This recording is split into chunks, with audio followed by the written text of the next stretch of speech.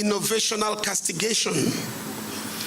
Castigating a fellow Muslim that his actions in the deen is an innovation, or his personality is captured as that of an innovator. It's a very complex thing, and I was actually thinking we will go into the historical origin. We will have time to explore the various epistemological terrains connected with it, but I'll just try to give us things to reflect on. Let me read out something. It's just like a poser. Permit me to open this discussion with a quotation from Julian Acker's Killing in the Name of Allah, a mischievous, though not totally baseless review of Adrian Candiat's 2020 work, Fanaticism When Religion is Sick. He writes, in 2016, during Easter, a Pakistani grocer in the Scottish city of Glasgow wished on Facebook his Christian customers a happy Easter. A few days later, he was stabbed to death in the street by a fellow believer.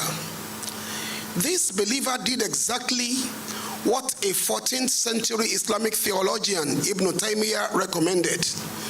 Muslims who exchange colored eggs with Christians at Easter should be killed. Ibn Taymiyyah, rahimahullah, is often cited by Salafis and jihadists as a reference for their actions. The killer in Glasgow may not have heard of this theologian, but he shared the mindset of Muslims. The fatwa, or wanting to kill for religious reasons, is a legal concept.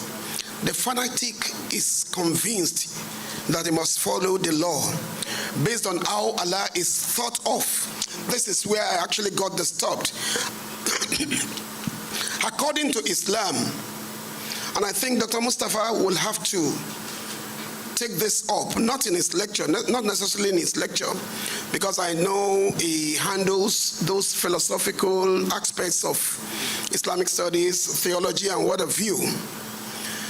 And I think our students should have the right orientation in this regard. This is how Akka sees it. According to Islam, Allah is absolutely transcendent.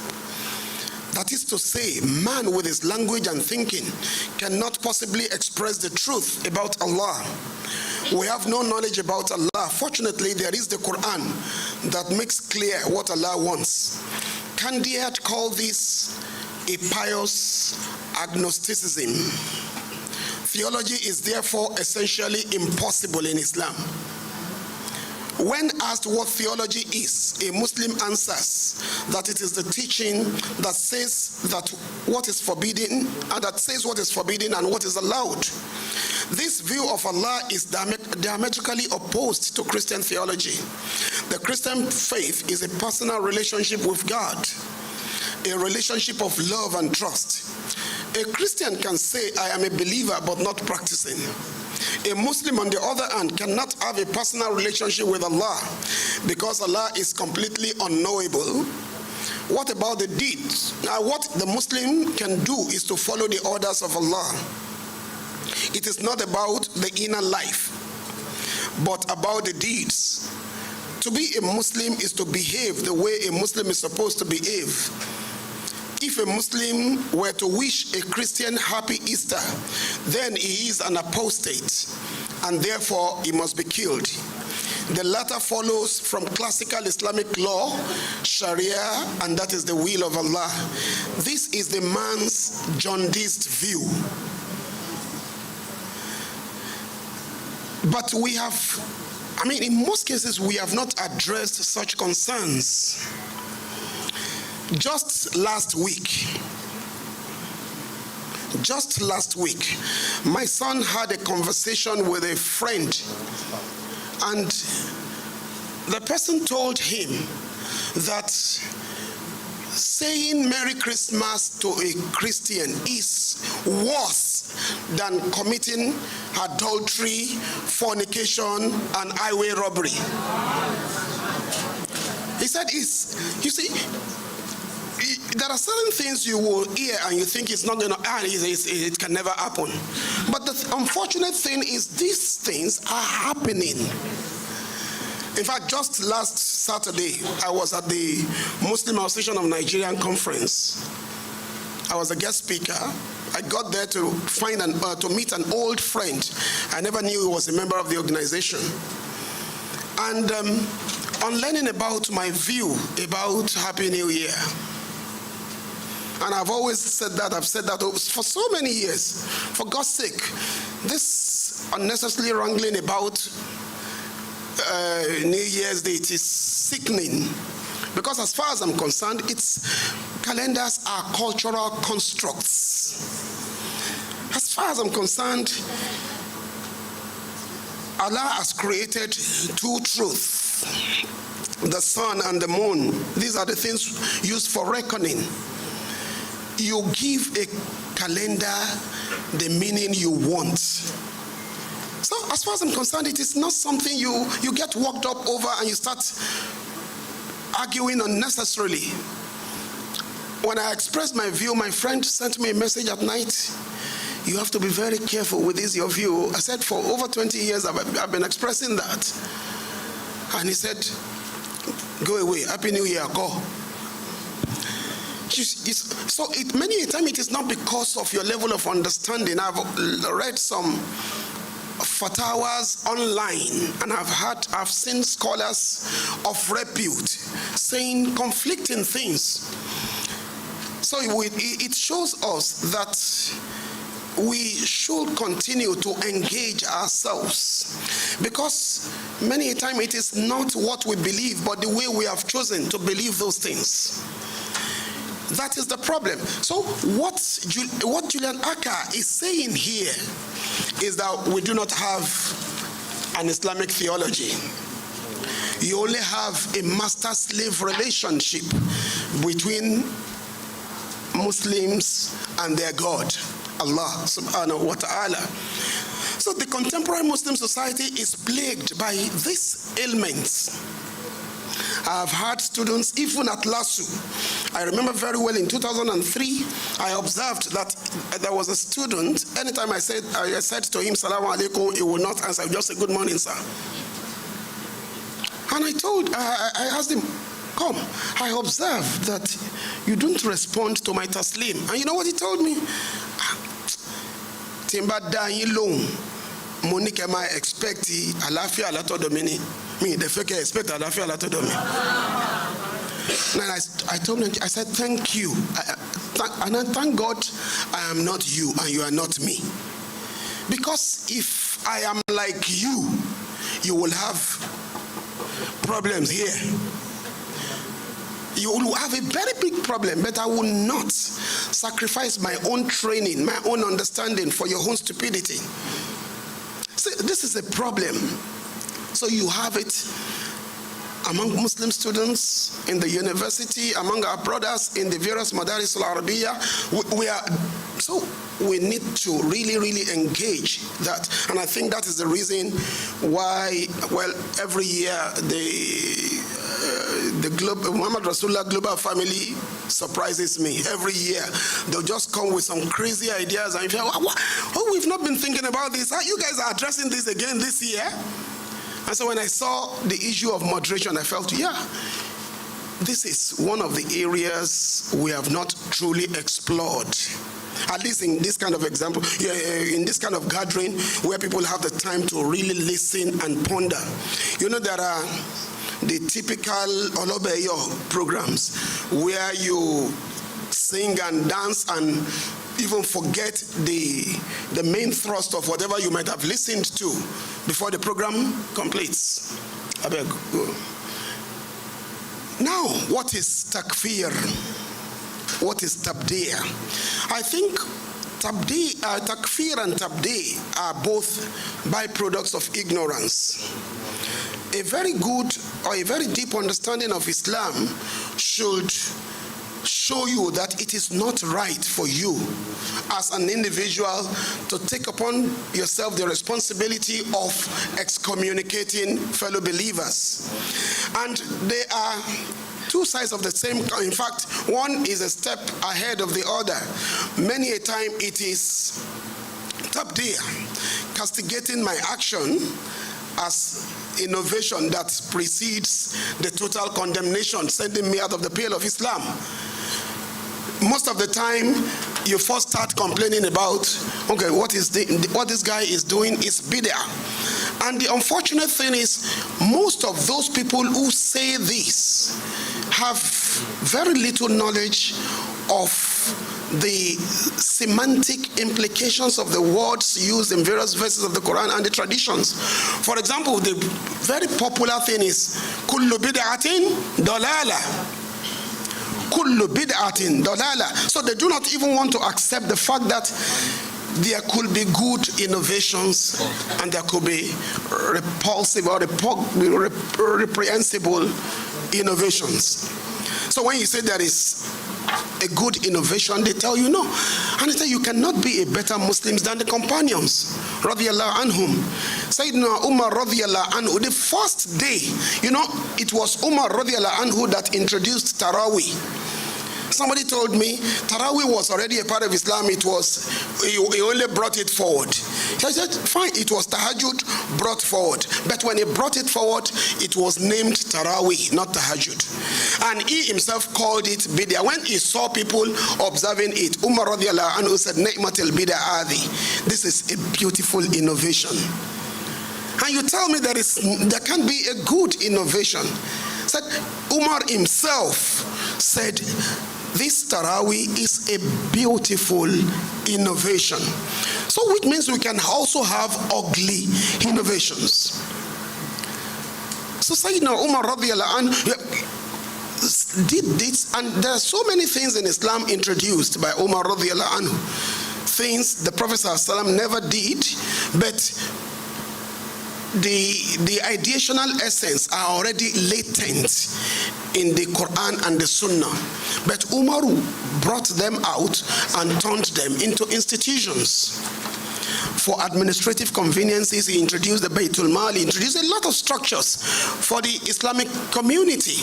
And nobody will ever say, at least nobody in his right senses, will say Umar was an innovator. And if he was an innovator, it was a very good one. Because all the new ideas he brought were good. So in essence, when you say something, before you condemn something, it is something that has to do with the faith. In fact, that has to do with the fundamentals of the faith. Something that will distort the true essence of Islam. It's talking about the hadith, kullu bid'atin dalala. Every innovation is an act of going astray. Every innovation is bad. Is as if one has gotten lost. So Ibn Hajar Asqalani rahimahullah said, when you say kullu bid'ah, yani julluha, most bid'ah, not all bid'ah. Most bid'ah will be tantamount to going astray. So it is not that every new things you introduce should, okay? There are so many things we enjoy, even in Saudi Arabia now, which were not there 25, 30 years ago, not to talk of 50 or 100 years ago. So, but all of these things make the religion easy for us. It makes the rites of Hajj easy for people to practice. So, I said ignorance lies at the heart of this. The Prophet ﷺ himself did not approve of this ideological totalitarianism that actually characterizes what people say. Some people, particularly youth now, have not studied, they have not read Islamic studies, they have not studied anything other than visiting various websites, looking for fatwas of scholars, and these are the internet scholars, and he will just come and say he has now become an authority on Islam, forgetting that there are horizons of interpretations. In fact, there is this cosmopolitan complexity in the interpretational tropes. Let me give you a very simple example. Al-Imam Abu Hanifa rahimahullah and Ibn Sirin were contemporaries. Now there was an incident. A man had a quarrel. Had a quarrel with his wife, and the wife started snubbing him. And the man said, "Woman, you have refused to talk to me. Okay, if you do not talk to me before Salatul Fajr tomorrow morning, I divorce you. I divorce you. I divorce you." So he was hoping the woman was going to talk to him, and she refused to talk to him. And the woman said, "If you don't beg me, I don't even want you as a husband any longer." So, but the man was secretly hoping that the woman was going to engage him. So in the morning, after Fajr, he was worried. He went to Imam Ibn Sirin rahimahullah. When he got to Ibn Sirin, he explained to him what happened. And Ibn Sirin said, "How could you be so careless, pronouncing divorce as if you are playing? You have divorced your wife. Your woman will have to go, even if you are going to take her back, let her begin the process of iddah." And the man was going home. He felt bad, and I was only trying to do shakara. You know, I didn't really mean it. He was going back, and he met a friend on the way. And the guy told him, I asked him, "What is wrong with you?" I explained. He said, "No, Abu Hanifa came to town last night. Why don't you just go to him? Probably you will get another ruling." He met Al-Imam Abu Hanifa rahimahullah, and he explained everything. Abu Hanifa was reading a book. He didn't even look up. He just said, "Go home. You have not divorced your wife." And the man went back to Ibn Sirin.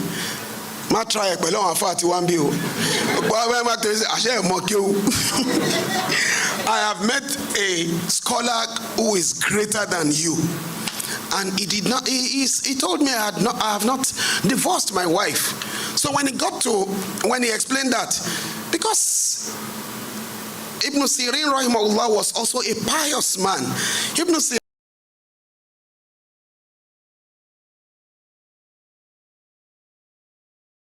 together, and he followed him there. When they got there, after exchanging pleasantries, Ibn Sirin asked Imam Abu Hanifa, "Why did you say that he has not divorced his wife?" He was so reckless, and he declared talaq. And Ibn Sirin, Abu Hanifa now answered, said, "But you know, he gave a condition. He said, if you do not talk to me before Fajr." And the woman spoke immediately. Look at the difference in the way we see things. He said, Abu Hanifa said, instantly the woman spoke now. She spoke, she said, "If you two don't beg me." So the condition has been met. So the marriage subsists. Now, assuming both of them never met, Abu Hanifa lives in one town, Ibn Sirin lives in another town, and they have similar cases. Followers of Abu Hanifa will be saying our teacher was right. Ibn Sirin's followers will be saying the same thing. And if these people had had the opportunity of meeting, probably they will have adjusted their views. If we do not have gatherings of this type, we probably will not be able to address some of these issues. The Prophet ﷺ said, "Man kaffara ahla la ilaha illallah fa huwa illa al-kufri aqrab." Anybody who proclaims the kalima la ilaha illallah, anybody who proclaims the kalima la ilaha illallah, whoever calls such a person a kafir is closer to kufru himself. In another tradition, actually the Prophet ﷺ said, when a Muslim said to another Muslim, "You are a kafir," one of them is a kafir. If the person being labeled as a kafir is not a kafir in the sight of Allah, then the person who has called him a kafir has become a kafir in the sight of Allah. And we fall into this error because we don't understand who a Muslim is. Who is a Muslim? You see people bringing so many definitions of who should be a Muslim, and they never stop to ask themselves, who did the Prophet ﷺ call a Muslim? The Prophet ﷺ gave us at least 3 direct definitions of who should be a Muslim. It is sufficient if you say, I am a Muslim. In 630 AD or CE, when the Prophet ﷺ entered Mecca as a victor, he said, "Uktubu li kulla man talaffadha bil Islam, fadhalika al-Muslim." Write for me the names of everyone who says, I am a Muslim. I am, then he is a Muslim. Let his actions later show whatever he is. Accept him as a Muslim, not because he doesn't belong to your group, and not because he commits sin. He is only a disobedient Muslim. He is not a kafir. When a Muslim commits fornication, adultery, whatever he does, he is at worst a fasik. He is just a disobedient believer. The second definition, the Prophet ﷺ said, "Man salla salatana," whoever observes our salat, was taqbala qiblatana, and faces the same qibla with us, wa akala dhabihatana, and he eats from what we sacrifice, from the animals we slaughter, fadhalika al-Muslim, that is a Muslim, alladhi alayhi dhimmatullah wa rasulihi wal muslimin, upon whom the protection of Allah, His messenger, and the believers becomes compulsory. The third definition is tied to the kalima again. It was, and that is in the encounter of Osama bin Zayd radiyallahu anhu in the battle. He was fighting a kafir, a disbeliever, during the battle, and suddenly the sword fell from the hand of the person. And when the sword fell, the man shouted, "La ilaha illallah." You know, like I would probably have done the same thing. I said, you've been fighting, you didn't remember La ilaha illallah. Now your sword dropped, and you said La ilaha illallah. Osama killed him. When the Prophet ﷺ heard, sallallahu alaihi wasallam, what did he say? The Prophet ﷺ said, "Aqala la ilaha illallah wa qatalta." Did he say la ilaha illallah and you killed him? Osama said, "Innama qala min khawf." O Messenger of Allah, he said it out of fear. The Prophet said, "Afala shakokta sadra. Mada tasna'u bi la ilaha illallah idha ja'atka yawm al-qiyamati tashhadu alayk." Why don't you open his bosom, his heart, to see whether he said it seriously or out of fear? What are you going to do with La ilaha illallah when it comes on the day of judgment testifying against you? So, beloved brothers and sisters in Islam, we should try and equip ourselves intellectually. Read the Quran, read the Sunnah of the Prophet ﷺ. Now look at the current realities. There are so many of us who still think that the juristic edicts issued in the medieval period should still be applied today, when the conditions have changed, when the society has changed, when the challenges have changed.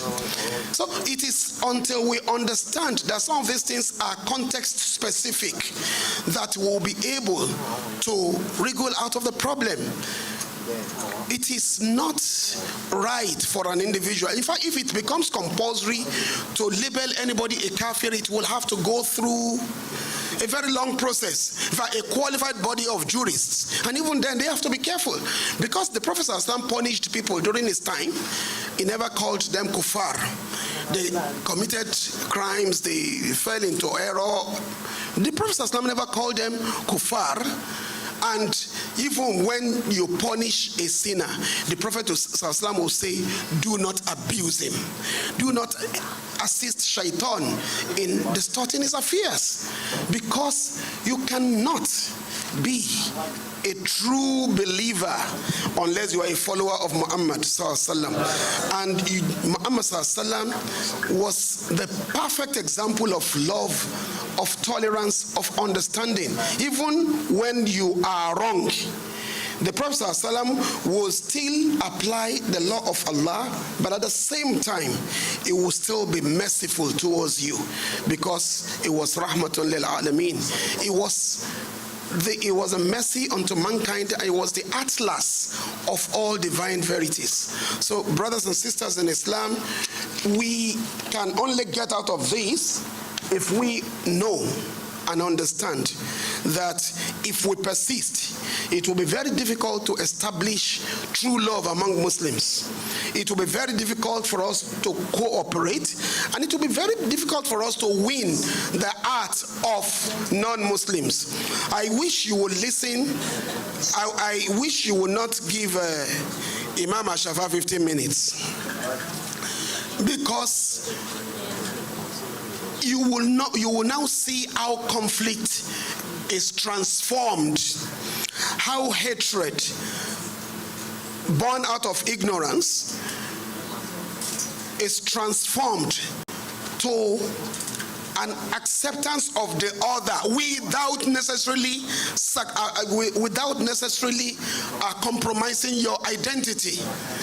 You can accept the other, you can acknowledge diversity without necessarily compromising that identity of a Muslim. So there are so many things involved, but as I used to tell you, I have many things to say unto you, but ye cannot bear them now. That is what Jesus said in the Bible. Subhana rabbika rabbil izzati amma yasifun wa salamun ala al-mursalin walhamdulillahi rabbil alamin. Fama li ghayra al-Mustafa al-Badri ma rabu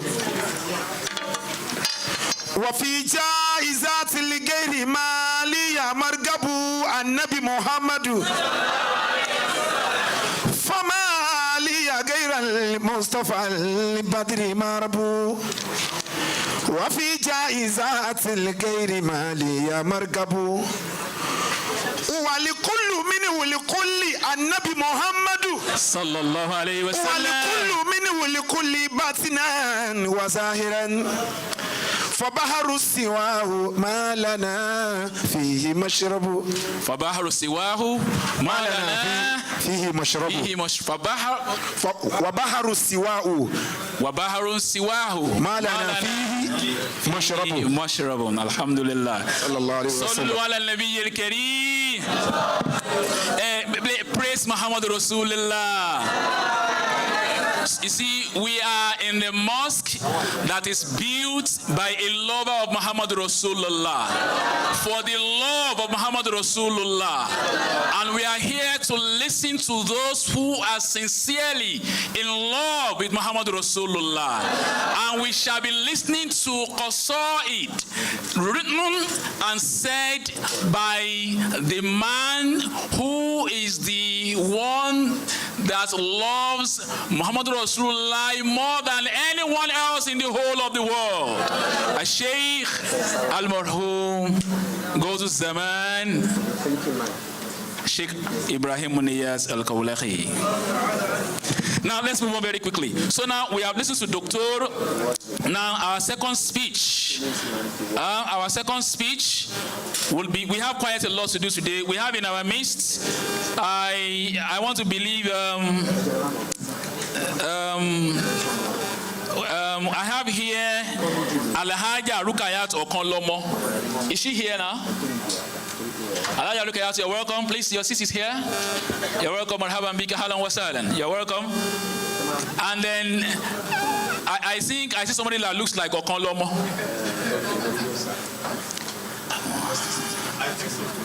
Somebody that looks like Okonlomo himself.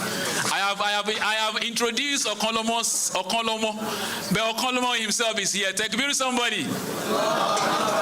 Our dear brother Okonlomo, you are welcome all the way from the far place where you have come from. May Allah continue to bless you.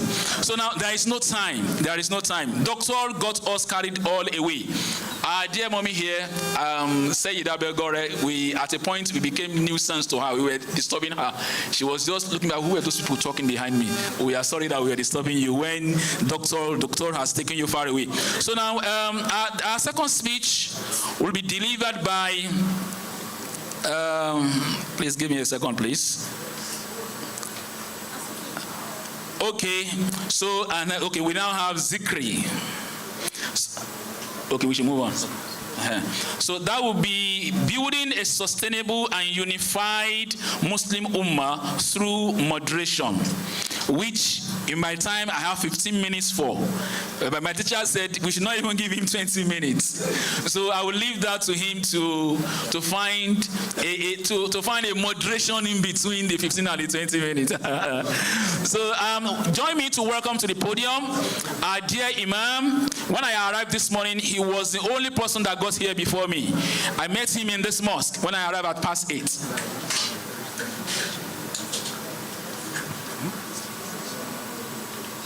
Okay. Our dear Imam Muhammad Ashafa is the chief Imam of Ashafa Mosque, Ashafa Mosque Foundation, and is also the co-director of the Muslim Christian Interfaith Mediation Center. He led a task force to resolve conflicts across Nigeria. I mean, that center does that. Here, sir. In the 1990s, Imam Muhammad Ashafa and Pastor James Weir, I hope I pronounced that name correctly, led armed militias dedicated to defending their respective communities as violence broke out in Kaduna, northern Nigeria. The documentary film, The Imam and the Pastor, based on their experience, is an inspirational presentation on forgiveness. An Ashoka Fellow in 2006, Imam Ashafa was conferred with an honorary doctorate degree in alternate medicine in India in 2005. Sallallahu ala Muhammadin. Those of us who are engaged in program and all of that, may I seek our indulgence, please. Please, let's try to avoid going past the speaker. By the time it goes on air, it becomes something else entirely. Let's avoid it, please. Thank you. You're welcome, sir.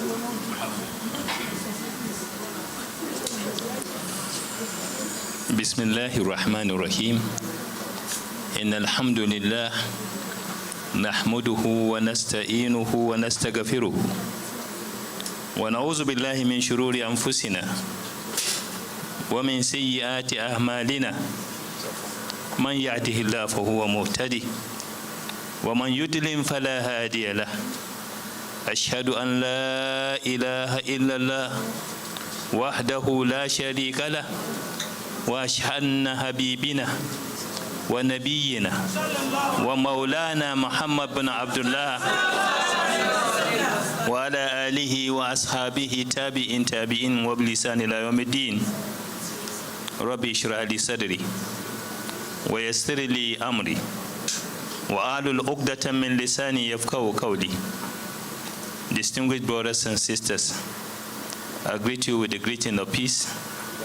With the noble greetings, we shall all greet our neighbor, not only here, but when we met in our celestial home, by saying, Assalamu alaikum wa rahmatullahi ta'ala wa barakatuh.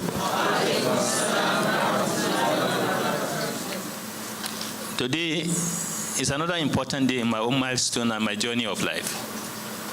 Happy for two important reasons. A fulfillment to see young generations. During our days, we always have to carry basket, chain, following line, asking for kobo. Angbasara for masalasi. I always been the boy who carried the small bucket. And at the end of the day, over time when you're fan and watching what like it, you want I want 50 naira. Can't see at bat or work boko chicken. One saw no bag if only mamu. Ena lagba. Aye John Bata and Keke. Mbati kabisi uchi kabisi bado kungobo sidi mamulono ya uto motobaya ku ya cho gboro mo chiche titan to titala dugbo oni le mamu ofe nígbà yẹn lohun àti bẹ́ẹ̀ lọ so an lo njo lọ́lọ́run mo changes wa ngba wa lójú ẹ̀mí Ọlọ́run ma wọn changes wa and one of the important change ni pé a bẹ̀ sí láwọn tá ń pè ní digital imam There are positive digital imams, there are negative digital imams.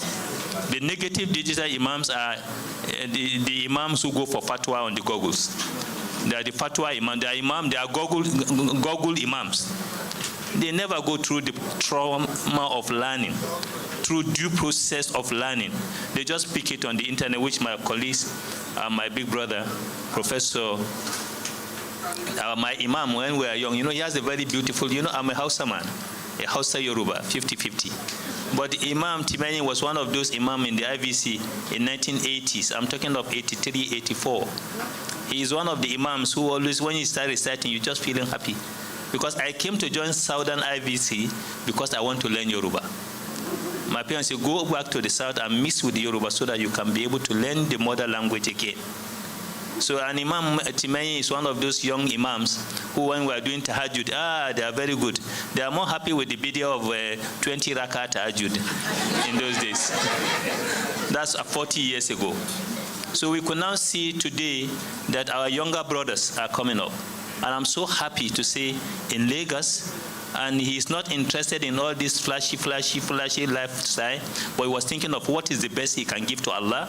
And the ladies are thinking what the best they can give to Allah. And the brothers in their salat, they're thinking of the best they can give to Allah. And they're able to contribute to this. Allah barak for this particular ummah. So for me, it's a very important thing. So I'm happy to be here. I'm so happy that this thing is happening in our own time. And we hope, inshallah, it is just the beginning to change the tide of history. Distinguished brothers and sisters,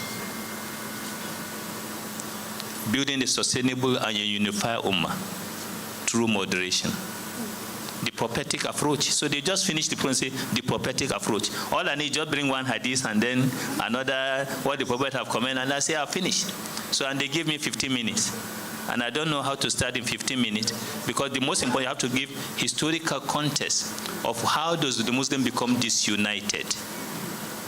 If you don't take the global phenomenon where we are so much, but our large number and our resources is useless in terms of protecting our ummah who are suffering in silence. It's not just about Gaza, who are suffering in silence. Today, 23,000 people are murdered, slaughtered. In our face, we watch them live, and we couldn't do anything.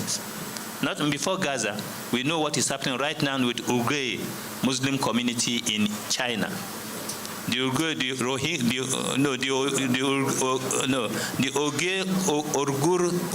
Muslim community of China is about nothing less than over 2 million of them in prison, open prison. They are forced to clip their beards. Their women were forced to cripple, not to put on long sleeve or short sleeves. We know what is happening. It is still going on in China up to today. Apart from that, before that, we have the Rohingya in Burma. The Rohingya Muslim community were almost wiped out of Burma. That one is still going on, but the world is silent. It's not that alone. With all our populations, in India, Muslims were forced. In some communities, either in India, they are forced not to be identified as citizens, even though their great-great-grandfathers were part and parcel of India. Distinguished brothers and sisters, that is also far away. We know what is happening here in Nigeria. Let's come back to Nigeria. Specifically, look at the large numbers. The richest Nigerians, the predominant majority of the richest Nigerians are Muslims. Am I right? They are Muslims. The richest Nigerians are Muslims, among the top richest Nigerians. And what is happening up to today with the internally displaced persons in northeast of Nigeria? Where are they? We know what is happening. There are nobody, the support they needed to pick up life again is not there. Nobody is replicating Muhammad sallallahu alaihi wasallam in Medina. The Ansar and the Muhajirun in Medina. Nobody is talking about that. We are busy internally killing ourselves and maiming ourselves. We are busy doing the negative things. Do you remember in the northwest where I came from also? In Zamfara, in Katsina, in Kebbi, in Sokoto, in some part of Niger, some part of Kaduna, some people have taken over the whole local government. They dictate what happened. They say Bismillah and slaughter fellow Muslim brothers. They come to your house and say, this time around, We need your daughter. Sit down and watch how they rape your daughter, how they rape your wives in our open eye, and we've not been able to do something about that. But we're still the majority, the dominant majority in Nigeria. If you say if yesterday you are doubting we are not the majority in Nigeria, the Muslim ticket has shown you clearly that yes, indeed, Muslims are the majority in Nigeria. It is not, you can't, there's no other way. It shows we are the dominant majority. But what is the usefulness of our majoritarianism? It has become a cause of pains because we fail to identify the strength in our unity as an ummah. So therefore, we are looking at three important phenomena. Look at Nigeria. Let's look at Nigeria in the context of Nigeria within the framework of the last 200 years. Before the British colonial come to Nigeria in 1844 through Badagry, before they come to this part, what happened? We have an organized Muslim community across Nigeria. Across Nigeria. I know if I talk of Dawla al-Usmaniyya, before Dawla al-Usmaniyya was 250 years in 1817 to 1857. Then you have before that you have the Kanem Borno Empire with Idris Aloma in the 9th and 10th century. Islam has settled with the Dawla of Islam. Osman Fodio did the Reformation. And Islam spread up to here, even up to Lagos. The Shita Bay family, with the first mosque built in Lagos in 1854. Around 1850, 1860, the first 1850s, the first mosque was built here in Lagos. And it has an embassy connecting to Turkey, here in Lagos. Don't talk of Ede, don't talk of Oshogo, don't talk of Iwo, don't talk of Agwomasho, don't talk of Ilori. We are talking about 200 years, 150, 200 years ago. But look at when the colonial authority came and conquered Lagos. They conquered Lagos in 1860. 1860, Lagos become what? British what? Colony, British protectorate. And for 40 years, they advanced fighting the Dawla al-Usmaniyya until 1903, when they conquered Dawla al-Usmaniyya and they subdue it and take over the leadership. Then the Muslims become divided into three. The first group say we are leaving Nigeria, we cannot be under a queen because the Queen of England give directives. They can't be under a woman, they move into where? They move into Sudan. The second group says, yes, we will remain in Nigeria, but we have nothing to do with them. The third group says, well, let's join them and see. We know, say, Lalura has brought necessity, and necessity is the mother of invention. We look for alternatives. How we will find a day that will be able to bring back the Dawla al-Islam. That was the situation. But the end result of that was a large chunk of organized Quranic schools, educational institution called the Zangaya, the Madrasa. And that Madrasa were blocked, starved of funding, because the treasury, the Islamic treasury that is supporting the Malams who are running the schools. So everything closed down. So no support. Philanthropists are supporting. At the point economically, Western education replaced Islamic education. And the consequences, you know better than I do, is that what? Is that we have the Al-Majiri. Children of those schools have nothing to fall back to. And this today, look at what is happening. Is it not a shame on us that our children will take a street on the street begging for food because they want to learn the Quran, they need to eat, they need to beg on the street?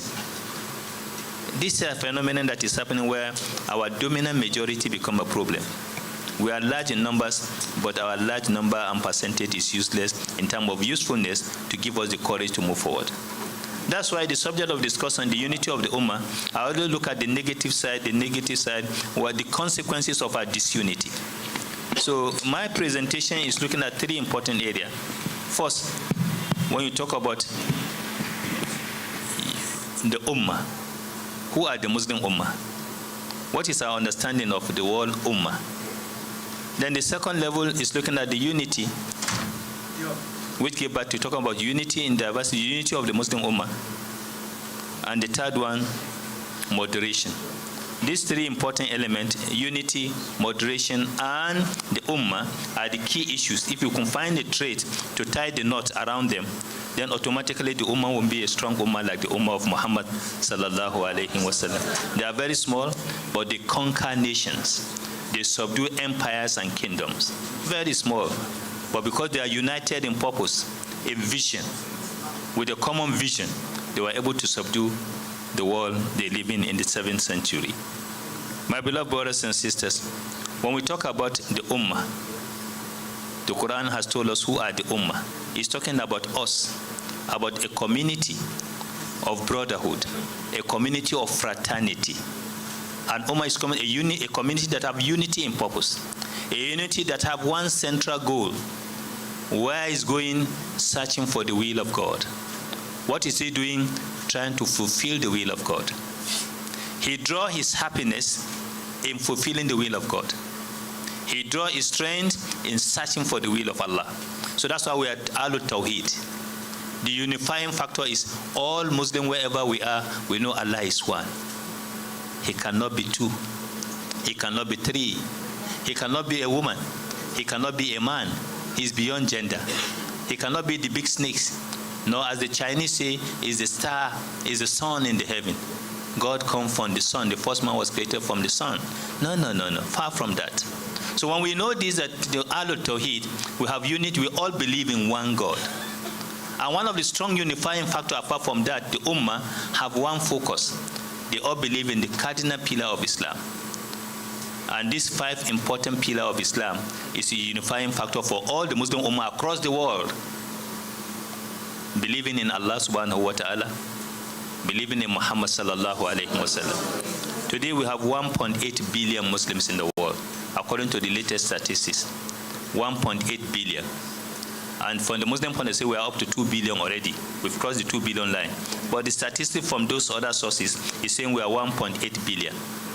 And 1.8 billion all over the world, they believe Allah is one. They believe Muhammad is the final and last messenger of Allah. No one is doubting this. No Muslims. No matter either you are Tijaniya, you are Qadiriya, you are Nashbandiya, you are Shirawadiya, you are Fatimiya, you are Shia, Ismailiya, Shia, whatever way you believe, you just believe Muhammad is one. Whatever you are, if you know you say you are a Muslim, nobody is, you don't, no interpretation dispute Allah is not Allah. No interpretation disputed or doubt the personality and the prophethood of Muhammad sallallahu alayhi wa sallam. That's strong unifying factor. So you say Ummah, the Ummah is the Ummah that's put Muhammad as the driver and Allah as the focus, the destination. The destination is Allah. The driver is Muhammad sallallahu alayhi wa sallam. So, and that goes on to all the other 4 components. No Muslims in the world deny it.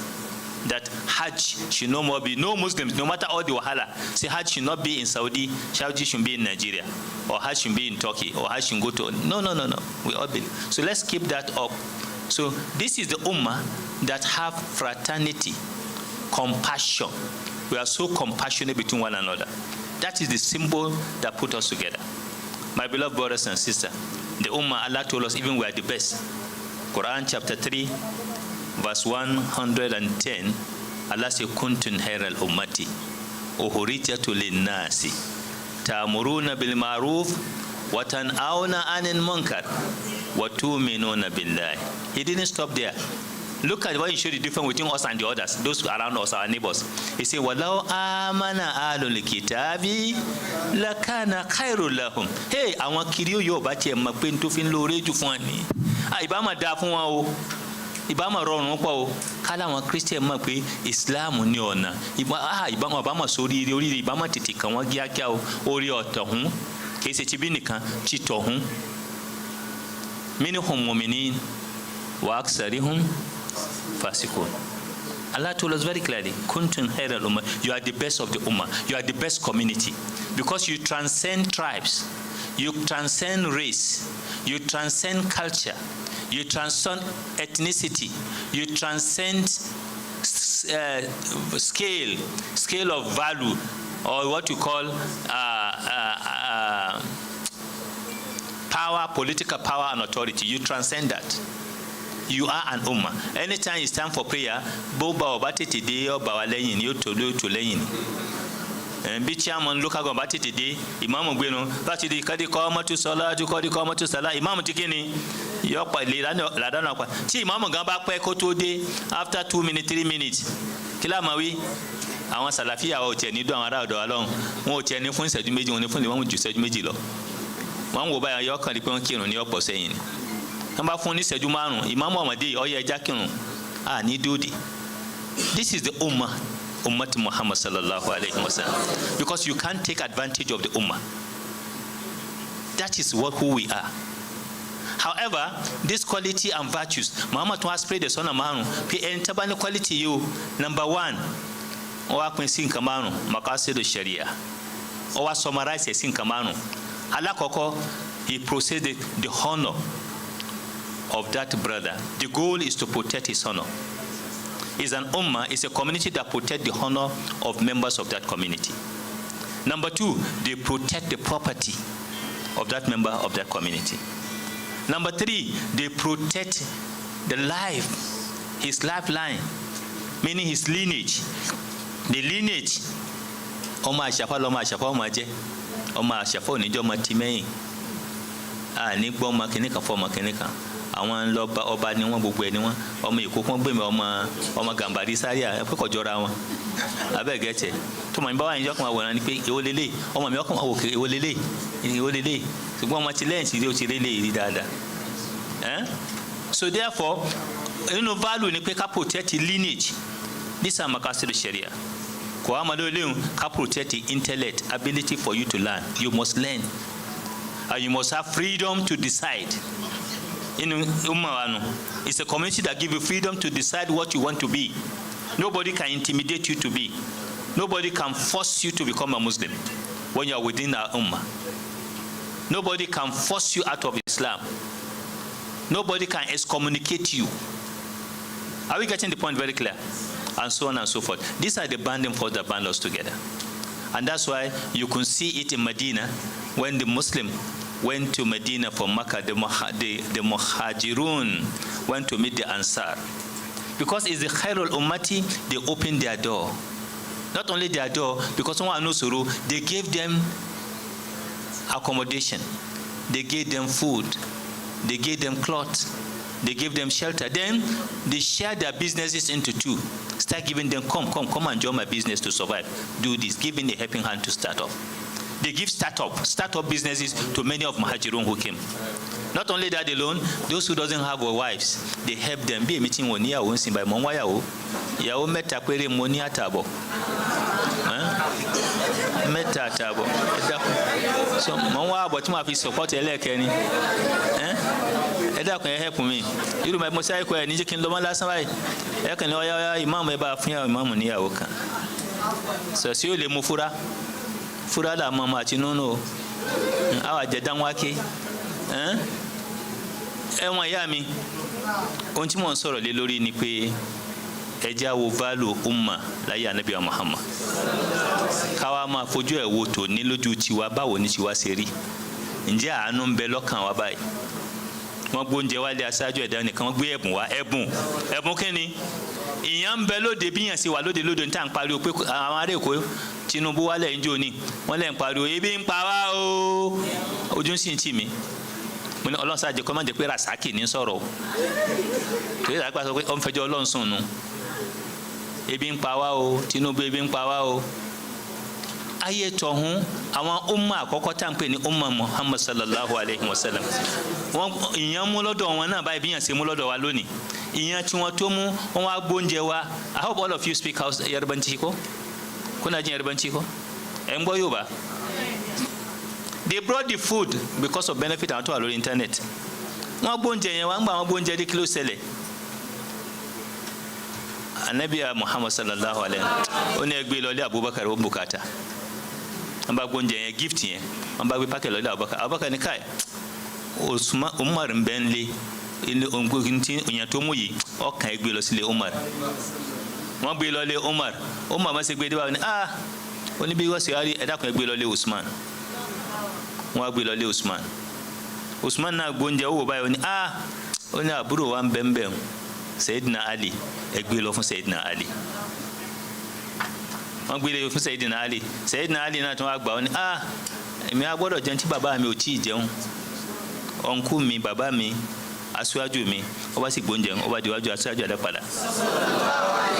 Look at how the food rotates. And I mean, how does it come? He went around because they are all with the same spirit of fraternity, brotherhood. How many of you knows that your neighbor children are sent away from school and you can pay that 5,000, 10,000, 20,000? It doesn't add any value, and you know it's your neighbor. How many of us paid school of our neighbors? How many of us know that that widow, whom we know her husband, is member of our family or a friend or member of our society or our clubs, and when he lost out, what did he do? We are able to support him, support the children's education, and we have the means without stress, but we close our eyes.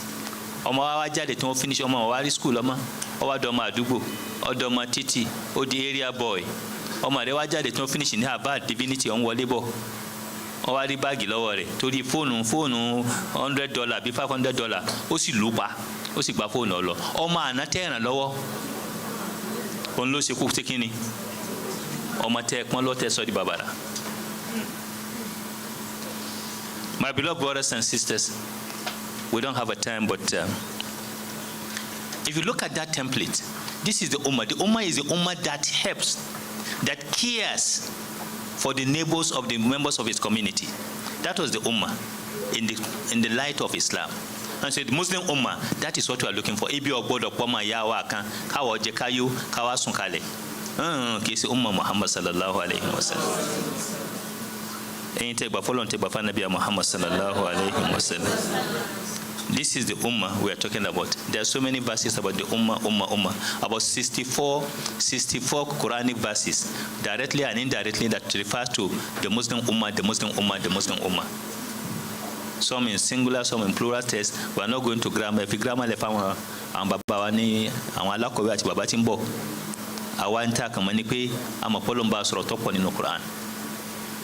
Distinguished brothers and sisters, how do we become what we become today? Instead of loving ourselves, we are hating ourselves. We are throwing poisoning ourselves. We said our ba mi nínú jẹ́ jù níbílẹ̀ Yorùbá ni pé ẹ̀yin àfa àwa ọ̀chánṣẹ́ ti dé nsìn. Tá àfa bá dìde tó bá fẹ́ sọ̀rọ̀ kí ló fẹ́ wí wáàzí rẹ̀ a fẹ́ gbọ́ latest in tí ó sọ against the other. It's just counter. Ọlọ́run ṣe àlékún àlùbáríkà fún ọmọ Buhari. Kìí ṣe Buhari tọ̀hún Buhari eléyìí mọ̀ wí o. Ṣé àwọn Buhari tí mọ̀ wí? Kìí ṣe Buhari tọ̀hún mọ̀ wí o. Buhari tiwa ti bí ìlànà wí. Olùfẹ́ Ànábì Muhammad. Kọ́lọ́n kó bá ṣàlékún àlùbáríkà fún. Kọ́lọ́n bá lọ́rọ̀ ẹ̀mí rẹ̀. Instead káwọn yóò wà focus. People that say focus. Àwọn mi wà focus. Ẹni tí wọ́n lé òun náà change mọ́tò. Àwa náà lónìí okùnbi tí ó gbé gbà. Ó tún wọ́n tún ti change ilé. Àwa náà okùnbi tí ó gbé gbà. The concept have changed. So in the light of this, my beloved brothers and sisters, what I'm just trying to say is that the concept of unity in diversity has become a challenge. Ọlọ́run sì pa wá láṣẹ nínú Quran. Aya tó wà simple ju Quran chapter 3 verse 103 tá máa kí n gbogbo gbà. Àbẹ́ ẹ̀kọ́ ni? Kí ni máa wí ná? Ọlọ́run ni hold on to the rope of Allah. Wa'tasimu bi hablillahi jami'an wa la tafarraqu. Mashallah. Ọlọ́run odò ń bẹ̀ ń fa ó ní ẹran tí ń gbà tẹ́ wà lẹ́ran kó tẹ́ ń bára yín ṣọ̀tẹ̀ tẹ́ ń dìtẹ̀ ara yín tẹ́ ń kó bára yín tẹ́ ń ṣàṣírà yín ọmọ ilé ọlọ́yà àtọmọ olóṣàngó àtọmọ ọlọ́yà tẹ́ ń ṣàṣírà yín ẹran tí ìgbà náà Ọlọ́run àwa fi ìmọ́lẹ̀ sínú ìgbésí ayé yín àwa sọ yín déyàn wọ́n á ń pè ọ́ lálàájá ọwọ́ agbátátó alájà alájì ẹ̀ wọ́n á ń dáhùn ẹ̀ wá ṣèṣe bẹ́ẹ̀. The Ummah was one united Ummah. Láyé John, it was only one Ummah. The goal, our organization láyé John, kí n fi ilẹ̀ Hausa lẹ̀ kí n bọ́ sílẹ̀ Yorùbá yín bí báyìí. The goal was Allah, Zumratul Islamiyya. Zumratul Islamiyya, Ahmadiyya. These are the primary source of Islamic clinical. Kutubu Ansaruddin. And the goal is, what can we do? Can we establish schools and teaching? Tebara wọn afa wa olóró wọn bá jà kìí ṣe mùsùlùmí ní bá mùsùlùmí jà. Bàbá Bọ́lájí Akeokewe. Timoso Ambaba Manti Andokoi. They killed him because he was converting their children out of paganism to Islam. He was murdered here in Lagos because the goal is convert their children based on reasonable reason. But we don't today. My beloved brother, what I'm trying to say is that this is, you can see the disparity of those generation plus today. Only there are more organization, more Islamic organization, more Muslim community, but the result those forefathers have put on the ground, we are not seeing it in our impact. Akeu sugmako sanu. Akeu sugmako si amana. Ikeu ni kusikini amana ba la tfeshirasi. Ente ba follow ente ba fa Nabi Muhammad. We need to reflect over this. And that's why our competition tansi ati wo gului ni nesigan gului ti wala mariwa. And not only in our faith and tradition where we pass excess, even in our social lives, our social interactions, our engagement, we pass the level, we cross the line. When Allah told Allah tagilu fi dinikum wala taqulu ala Allahi illa al-haqq. Ati kojai ente ba follow ente ba fa Nabi Muhammad sallallahu alaihi wasallam. So what do you do?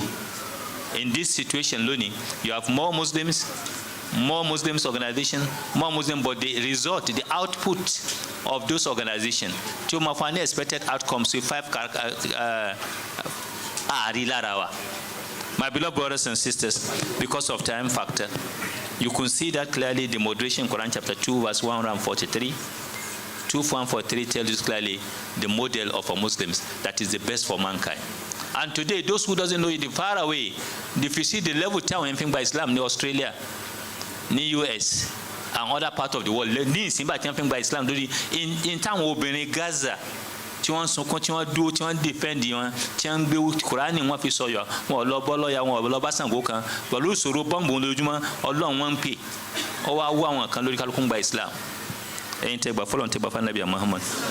What do we do? Our Bakibu Sirini.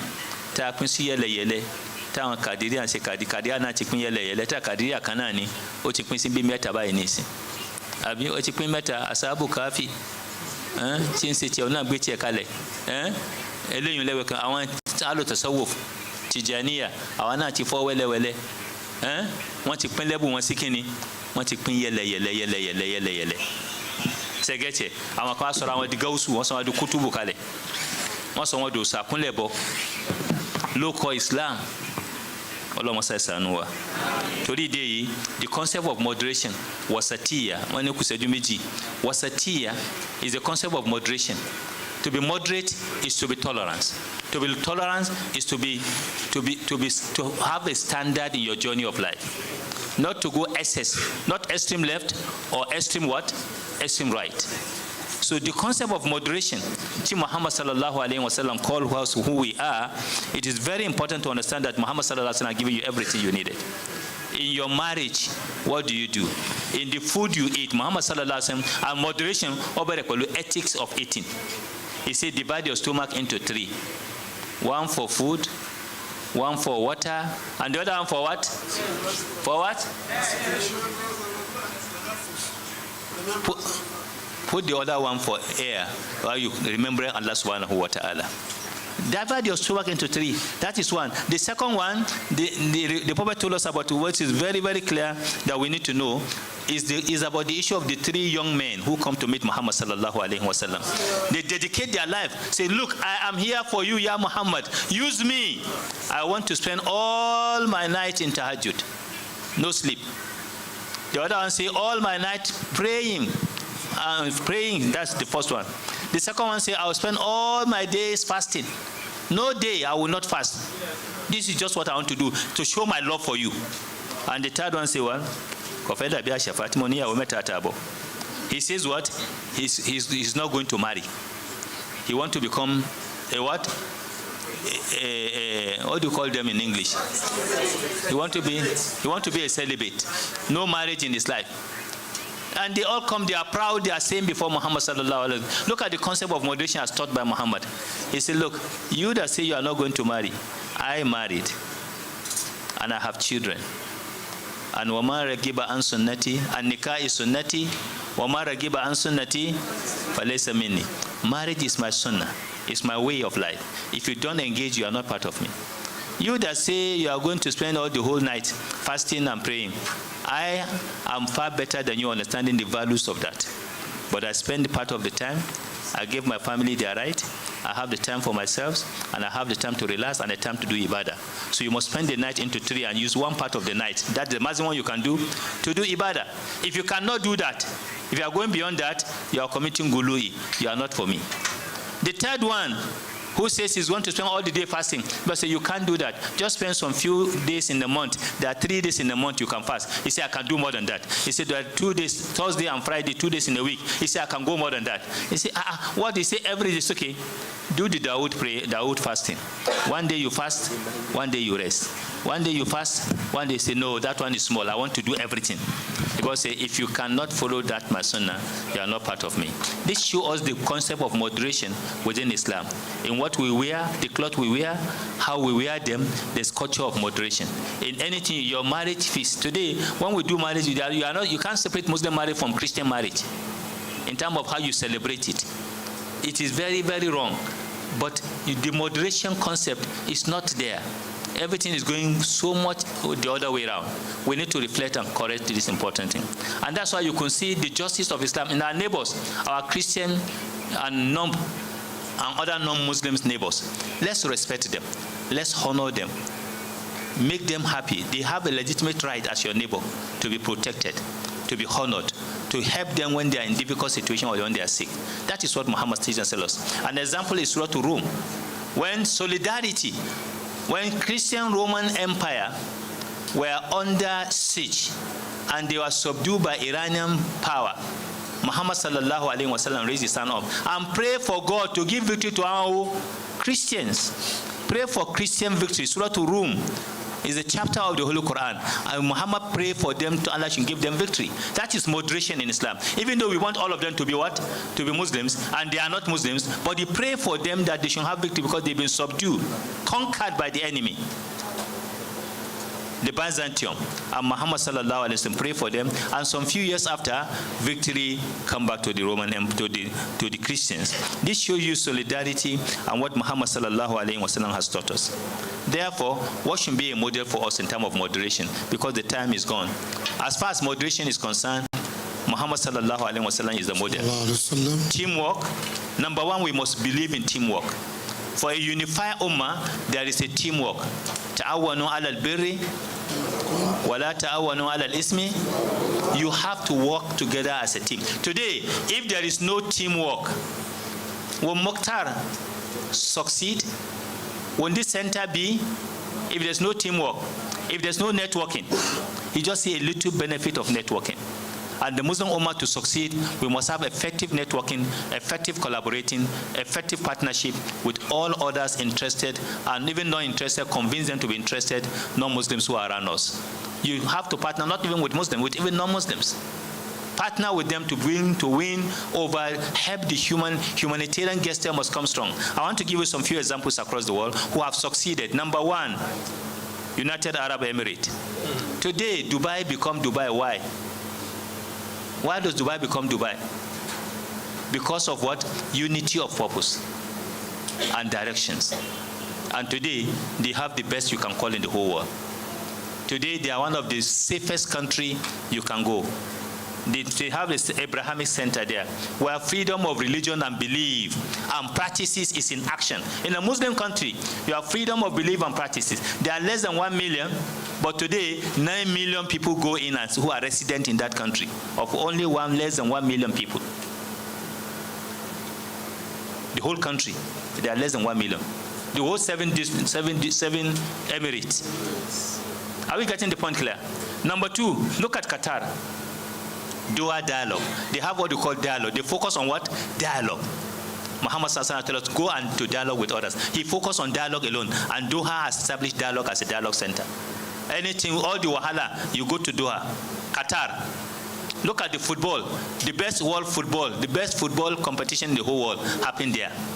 But there is no drinking alcohol, no everything. Everything is without compromise. They gave the best football competition in the whole world. My beloved brothers and sisters, Bahrain, they also make an impact. we can see the Global Faith Conference, which is forum that we need to look into. So, and then you can talk of Oman, you can talk of Saudi Arabia, which are now doing socio-cultural and religious moderation. They have their own. So Nigeria, what do we have? I believe this center needs to grow with the International Center for Religious Moderation. In Nigeria, today, the most religious Muslim nation in the whole world is Nigeria. The most Muslim religious country in the whole world is Nigeria. The best and the most, the most Quranic, having the largest Quran memorizers in the whole world is Nigeria. But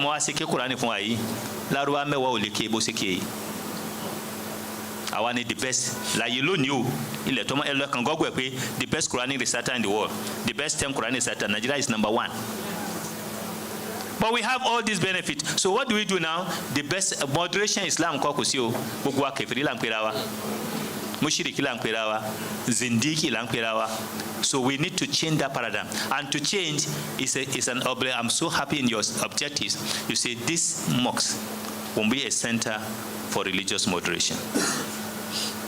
It will be a center for religious moderation. And we need to support this center to succeed. And for it to succeed, we have to see how can the center provide more of what?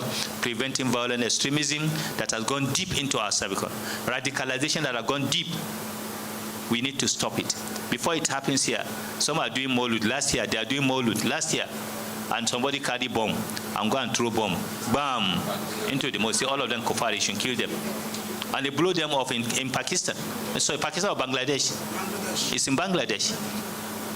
So before it happens here, can we have a center to moderate the mindset and retune our brain? We need more of our doctors here, more of these centers to start bringing imams for training. Young imams, they are the fitina. Google imams. Bring this Google imam together. And that's why I'm happy you move into digital level to be able to help us to succeed in putting these things right. Distinguished brothers and sisters, in conclusion, Muhammad Sallallahu Alaihi Wasallam, Muslims, we are like one whole body.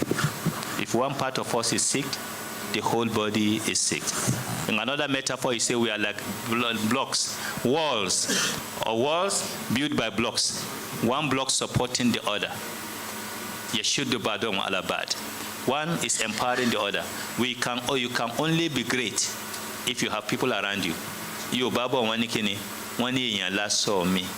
Timba lowaju timba wen timbari ele loto yala saw Muslimi asowa nani omaluabiwa, an ability for us to unite and talk with one powerful phone. May Allah make it easy for us in this center. May Allah put the barakah in this center. May it be a touch, just a beginning of what will happen in every state of the Southwest, in every state of Nigeria and 36 states of federation. You are going to open international center for Muhammad Rasulullah, international center for religious moderation across Nigeria. May Allah make this come true. ربنا إننا آمنا بما أنزلت واتبعنا رسول فاكتبنا مع الشاهدين اللهم ارزقنا بكرامة القرآن العظيم وارحمنا بكرامة القرآن العظيم وارفعنا بكرامة القرآن العظيم وعلمنا علما نافعا برحمتك يا أرحم الراحمين يا رب العالمين ولا حول ولا قوة إلا بالله العلي وثقت بربي جادلي باللطائف وبالمصطفى المختار عين المعارف شؤوني رفعت لكل لله سيدي وواسطة المحمود باب اللطائف ليس عني محمد ليس عني بالامين مداره فمشهاده في القلب ليس بصارف فمشهاده في القلب ليس بصارف صلى الله عليه وسلم. Now, alhamdulillah, we have to go and pray. When we come back, we would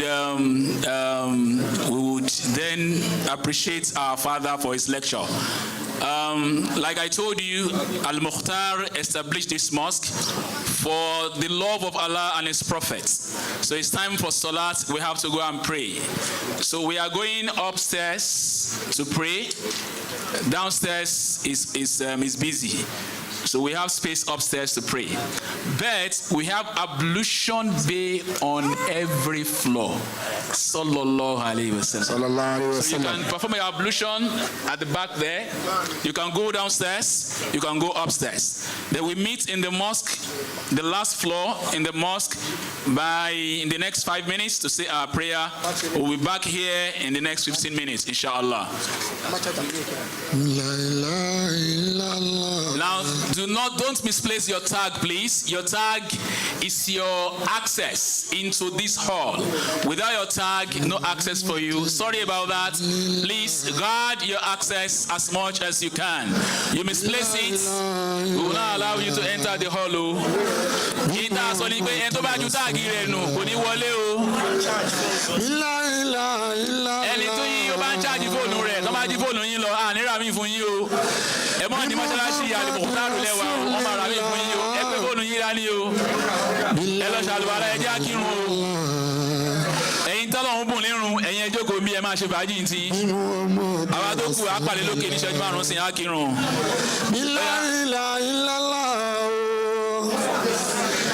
Muhammad Rasulullah.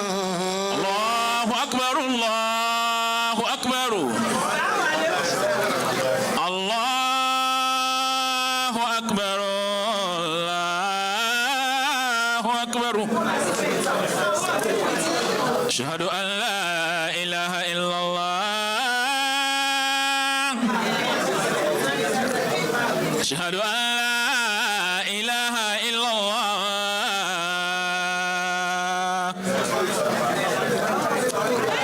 Ashhadu anna Muhammad Rasulullah. Ashhadu anna Muhammad Rasulullah.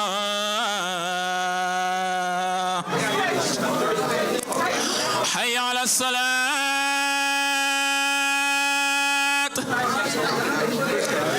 Hayya ala salat.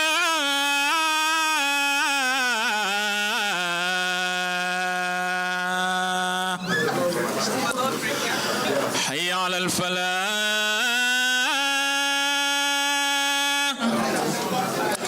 حي على الفلاح.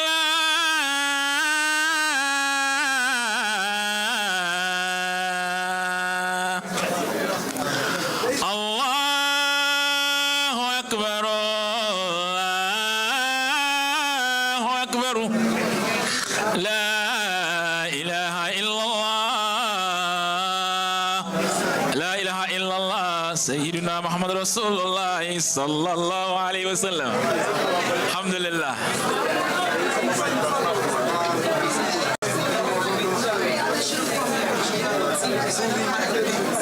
So, when we are done with our prayer in the third floor, we should go to the last floor for a tea break. Last floor for a tea break. We'll be back here by 3 o'clock to continue this seminar, inshallah. 3 o'clock plus salat plus tea break. We are back here by 3 o'clock, inshallah.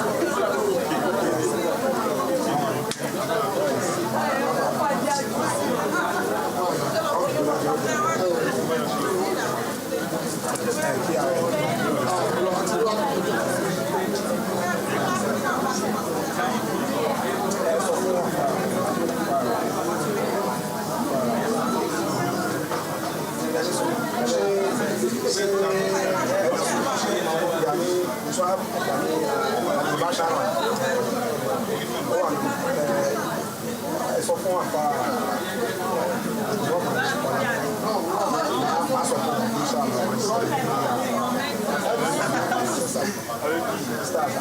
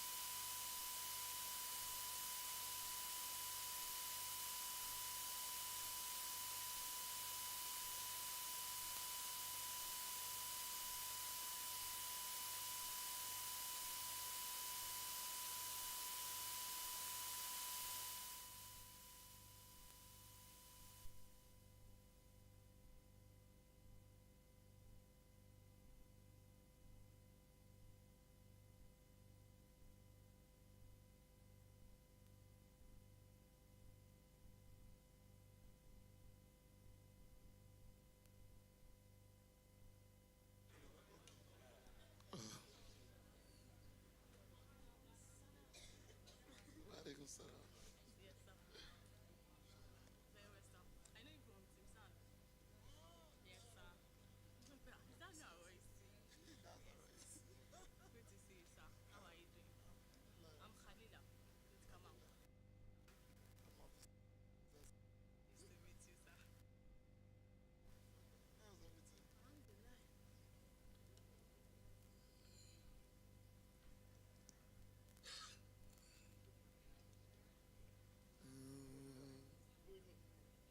La ilaha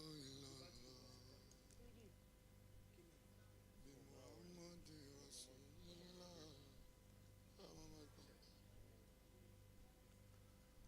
La ilaha illallah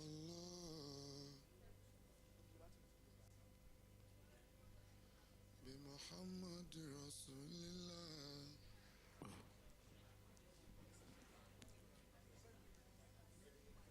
La ilaha illallah bi Muhammad Rasulullah. La ilaha illallah bi Muhammad Rasulullah. Sallallahu alaihi wasallam. La ilaha illallah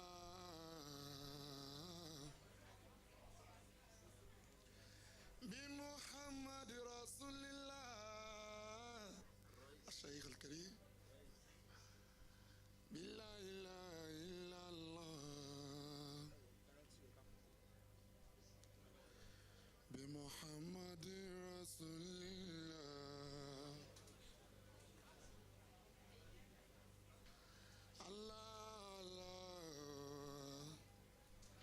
الله الله خير خلائق كلهم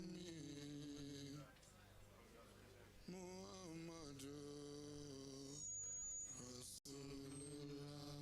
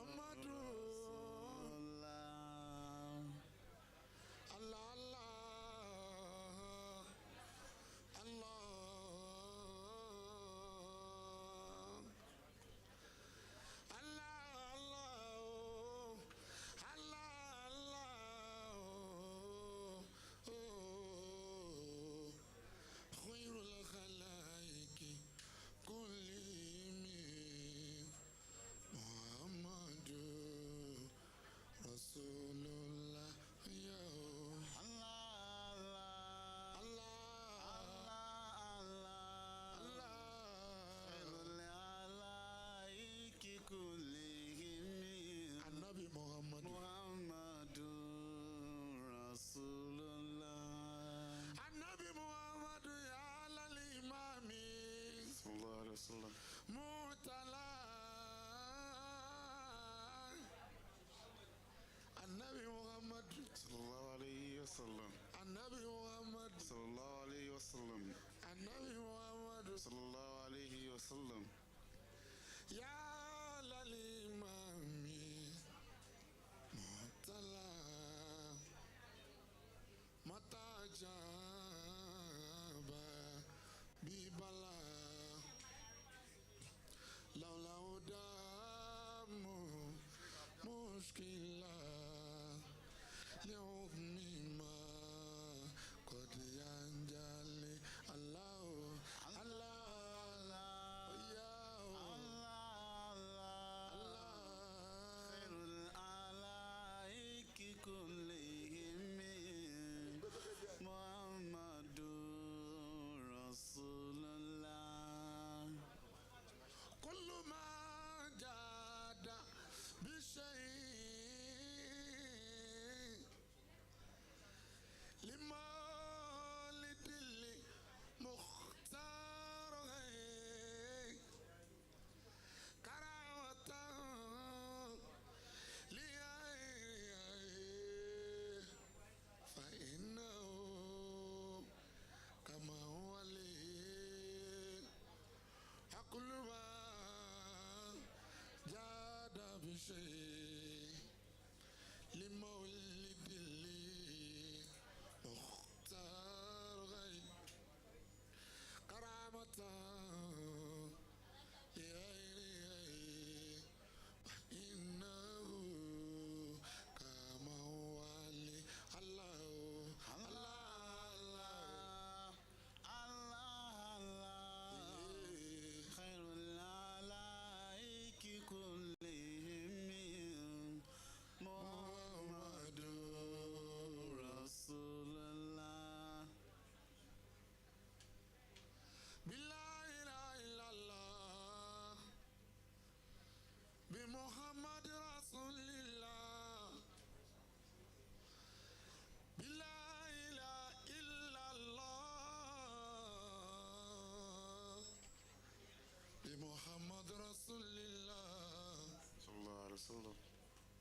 لا إله إلا الله بمحمد رسول الله لا إله إلا الله محمد رسول الله لا إله إلا الله بمحمد رسول Rasulullah. صار ما وصل القواني واعتذل ذكرى الأغاني وارمي بالبيد اللسان مسلمات مدناني والملاهي والمغاني من كراني يوم باني لا إله إلا الله بمحمد رسول الله صلى الله عليه وسلم La ilaha illallah بمحمد رسول Rasulullah. فهو مختار البرايا النبي محمد Sallallahu alaihi wasallam. فهو مختار البرايا النبي محمد Sallallahu alaihi wasallam. قبل تكوين الكيان برزت حضرة الطاعة قبل تكوين المكان بلا إله إلا الله بمحمد رسول الله بلا إله إلا الله بمحمد رسول الله لا إله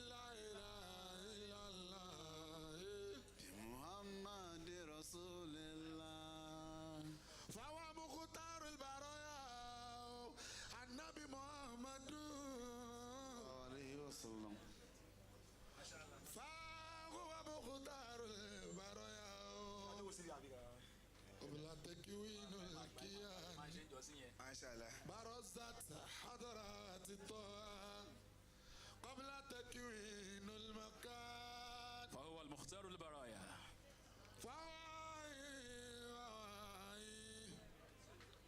وواكلي وشرابي وديني وجناني وربوي وكسو وخيرات لساني بلا إله إلا الله بمحمد رسول الله النبي محمد لا إله إلا الله بمحمد رسول الله وله أمور طويل النبي محمد صلى الله عليه وسلم. بسم الله ولا عمر طويل. وله أمور طويل أبواني. وله أمور طويل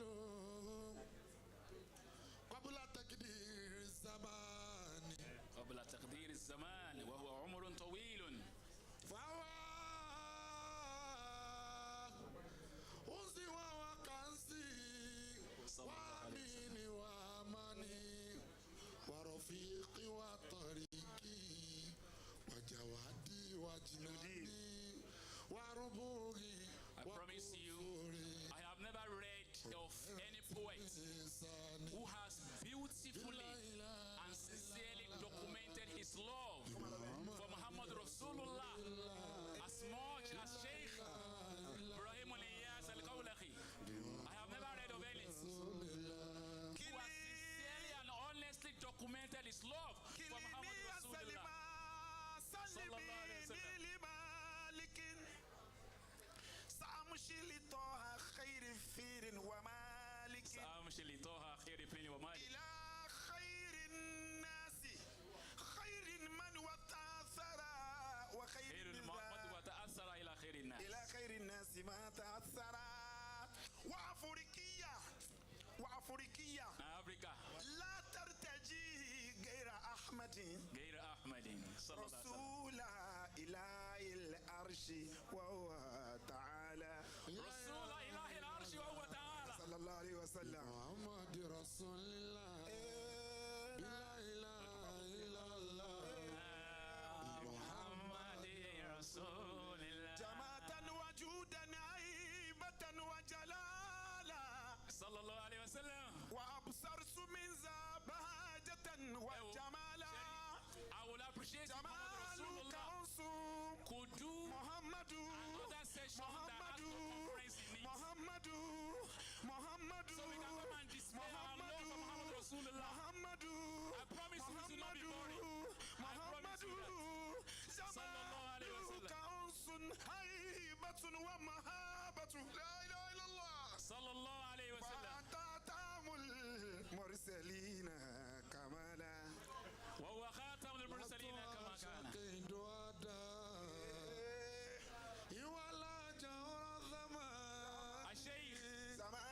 الشيخ المختار الذي بنى المسجد لحب النبي المختار.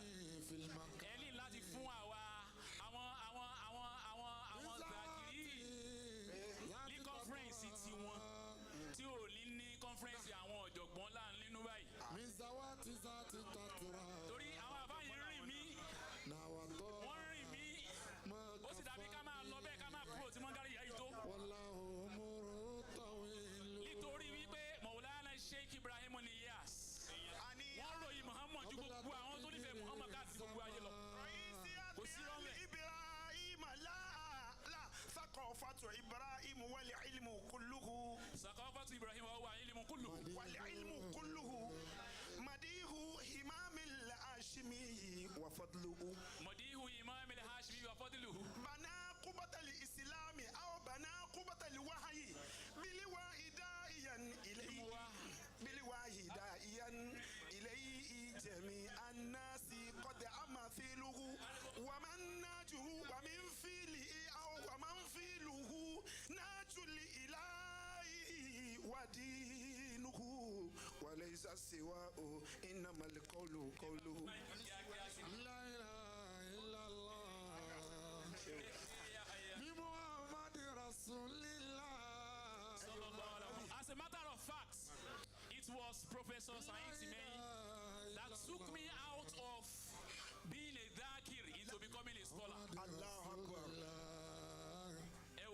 So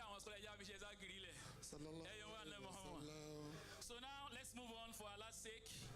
But I am going to ask our dear Sheikh politely to find a way to create a conference of this nature for, Al-Dhakirun. Alhamdulillah, I can translate whatever it is they are saying in English and whatever. So they are there everywhere. They are just saying it, and I am there. I'm telling everybody what it means, and it's going to be lovely and highly interesting. Alhamdulillah, so now let's move on quickly. Okay, now we have a panel of discussion right now, which will be moderated by our dear Sheikh. Before I mention his name, the topic of the first discussion says that fostering a strong brotherhood among different sects, a call towards a responsible ummah. I want to do a prelude to that in just 1 minute, so that Sheikh Abdul Razak Waliullah, Afaqallah, whom we have been told can give us anything if he ask for the sake of Muhammad Rasulullah. So now, I would like him to put into consideration how we can achieve this, given the fact that I did a master's degree in Islamic studies, and my supervisor did not agree with me.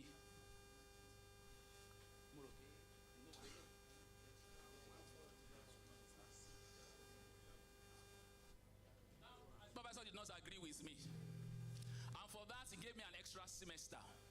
He bullied me until he ensured I wrote his opinion and not mine. So because of that, I had to leave Islamic studies for doctors, Ismail and the rest of them. I had to move into education. I had to do another master's degree in education. Now look at the difference. Muhammad Rasulullah, who would allow his companions to hear their opinion, right? The Oyibos whom I did my master's degree with, I disagree with the professor. That was why I got a distinction.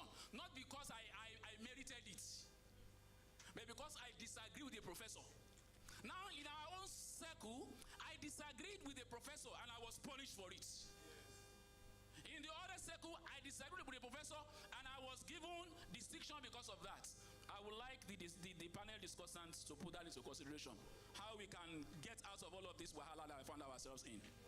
So now I'll call on my dear brother, Sheikh Imam Majemu Shefi'i, the founder of Islamic Society of Nigeria, to come and moderate this discussion for us. فليتفضل مشكورا. وقد كفاني حب محمد والله بالي من قلاني وقد كفاني حب محمد والله بالي من قلاني. أعوذ بالله من الشيطان الرجيم. بسم الله الرحمن الرحيم. Dear brothers and sisters in Islam, once again, let me welcome you all to this very auspicious event. This time we'll be having the panel discussion, and the whole essence of this is to dissect the presentations we've had from great scholars that have taken their time to speak to us about moderation in the life of the Holy Prophet Muhammad. With me on the panel, as I moderate, I will start from the woman among us, the woman among us,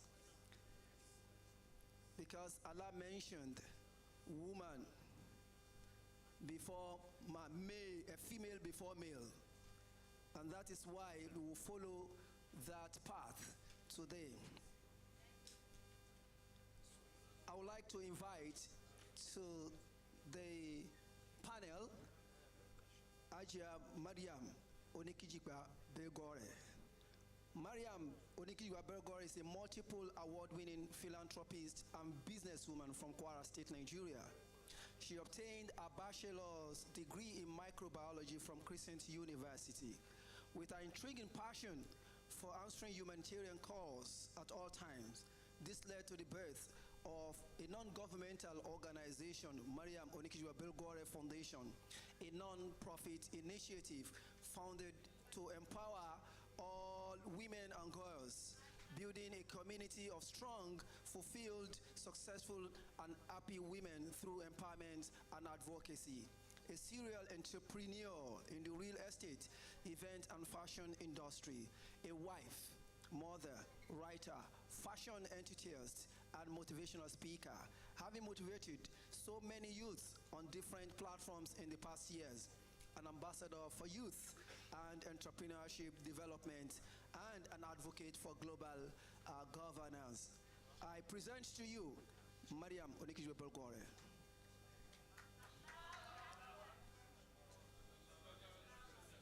Sit down. Permit me also to bring to the panel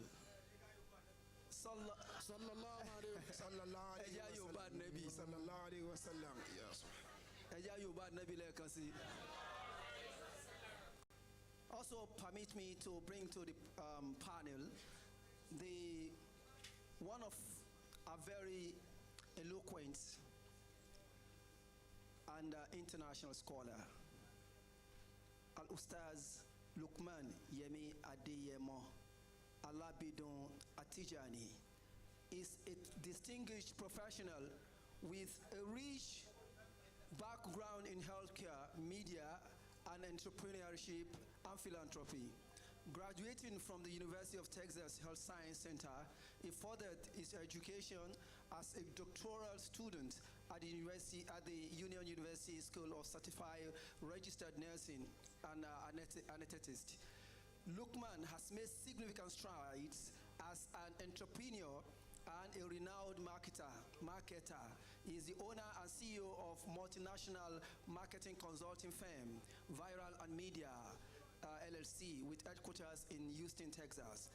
Beyond his academic entrepreneurial pursuit, Lukman is a visionary leader of Humanity International, a registered 501c3 organization which strives to make a meaningful impact on community, embodying a dedication to social responsibility, spiritual growth, and economic empowerment. Lukman is not only a prominent figure in the professional world, but also plays a role in spiritual and community leadership, serving as Murshid at the Markaz and Zawiya Rawdatu Muhammadiyya Al-Ibrahimiyya At-Tijaniyya in Houston, Texas. He contributes to the spiritual well-being of the community, fostering a sense of unity and purpose. His multifaceted contribution extends beyond borders, emphasizing a holistic approach to personal and societal well-being. Lukman envisions a future where skills and endeavors continue to bridge gaps and inspire positive change. I present to you Madam Lukman Yemi Adeyemo. Sallallahu alayhi wa sallam.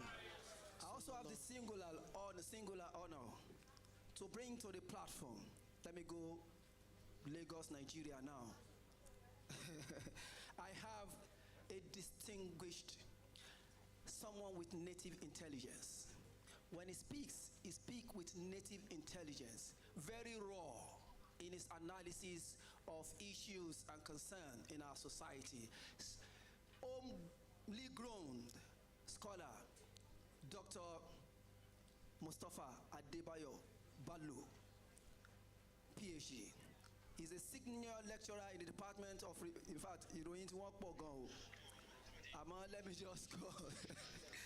Peace Studies of the Lagos State University. He's a scholar of religions whose research interest is on the adaptability of Islam in its pristine principles to cultures of receiving peoples, convert and admirers, whose philosophy and orientation are clearly different. The interaction and sharing processes, as well as a consequential fallout, are the main gist of his published works in both local and international journals. He has been teaching Islamic studies at the department since 2009. In 2013, he participated in the Global Prayer Congress in Berlin, Germany, now of the School of Oriental in Berlin, Germany, where his table talk on decolonizing research methods with Professor Marlos Johnson of the Center for Modern Oriental Studies, Berlin, Germany, now of the School of Oriental and African Studies of the University of London.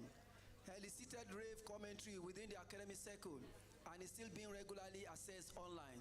His research work on gendering spiritual husbandry, female church overseers and female Muslim deputies and alfas in Yoruba land won the Leventis Fellowship Scholarship of the Center of African Studies, CAS, of the School of Oriental and African Studies, SWAS, of the University of London in 2018. He was at the center between October and December of the same year for his postdoctoral fellowship. Dr. Mustafa Adebelu, as popularly called, has also been deeply involved in the management of Muslim organizations, particularly at Nasrullah Al-Fatih Society of Nigeria, NASFAT, in different capacity as National Administrative Officer, Assistant General Secretary and Secretary of the National Mission Board until 2017 when he left to join Jama'atu Ahlillah Jamali as the Secretary General.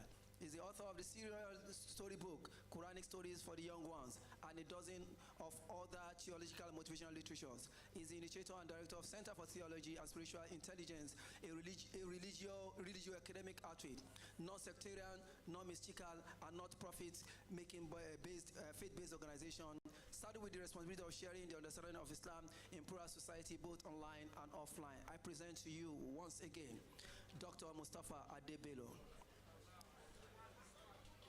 Last but not the least, I also call on Sheikh Abdul Razak Mubashir Waliola Afakallah. Any Afakallah? Sheikh Abdul Razak Mubashir Waliola Afakallah is, as popularly called, is a high-profile Islamic scholar who dedicated his life to the propagation of Islam and humanity at large. He had both his primary and secondary education in Lagos State and his tertiary education at the prestigious University of Ilorin, Kwara State, BSc Honors Economics. Sheikh Afakallah authored many Islamic books, which include the Heptagon 10, Felicitation of Rabi, Beneficial Collection from the Prophetic Saying, Divine Remedies, Prophet Muhammad Sallallahu Alaihi Wasallam, Physical, Social, Moral, and Spiritual, and so many audio lectures on different aspects of Islamic preaching. All these materials are produced for non-commercial purpose, but as dawah to achieve the organization Al-Mubin's aims of propagating Islam, and as is the founder of the Islamic organization, with his belief in humanity as a first religion. He has birthed a couple of non-humanitarian organizations like Gifting Without Borders, Popular Gift Work, an organization established by him. I seize this opportunity again to sit him on the platform. Sheikh Abdul Razak Mubashir Waliola Muhammadu Rasulullah Sallallahu Alaihi Wasallam. Distinguished and esteemed audience and participants, at this juncture, I would like to bring you to the fore of our discussion this afternoon, and that we will be looking, if you look at your program, you will find the topics there. Thank you. The first discussion, or let me say, we will take 5 minutes from them.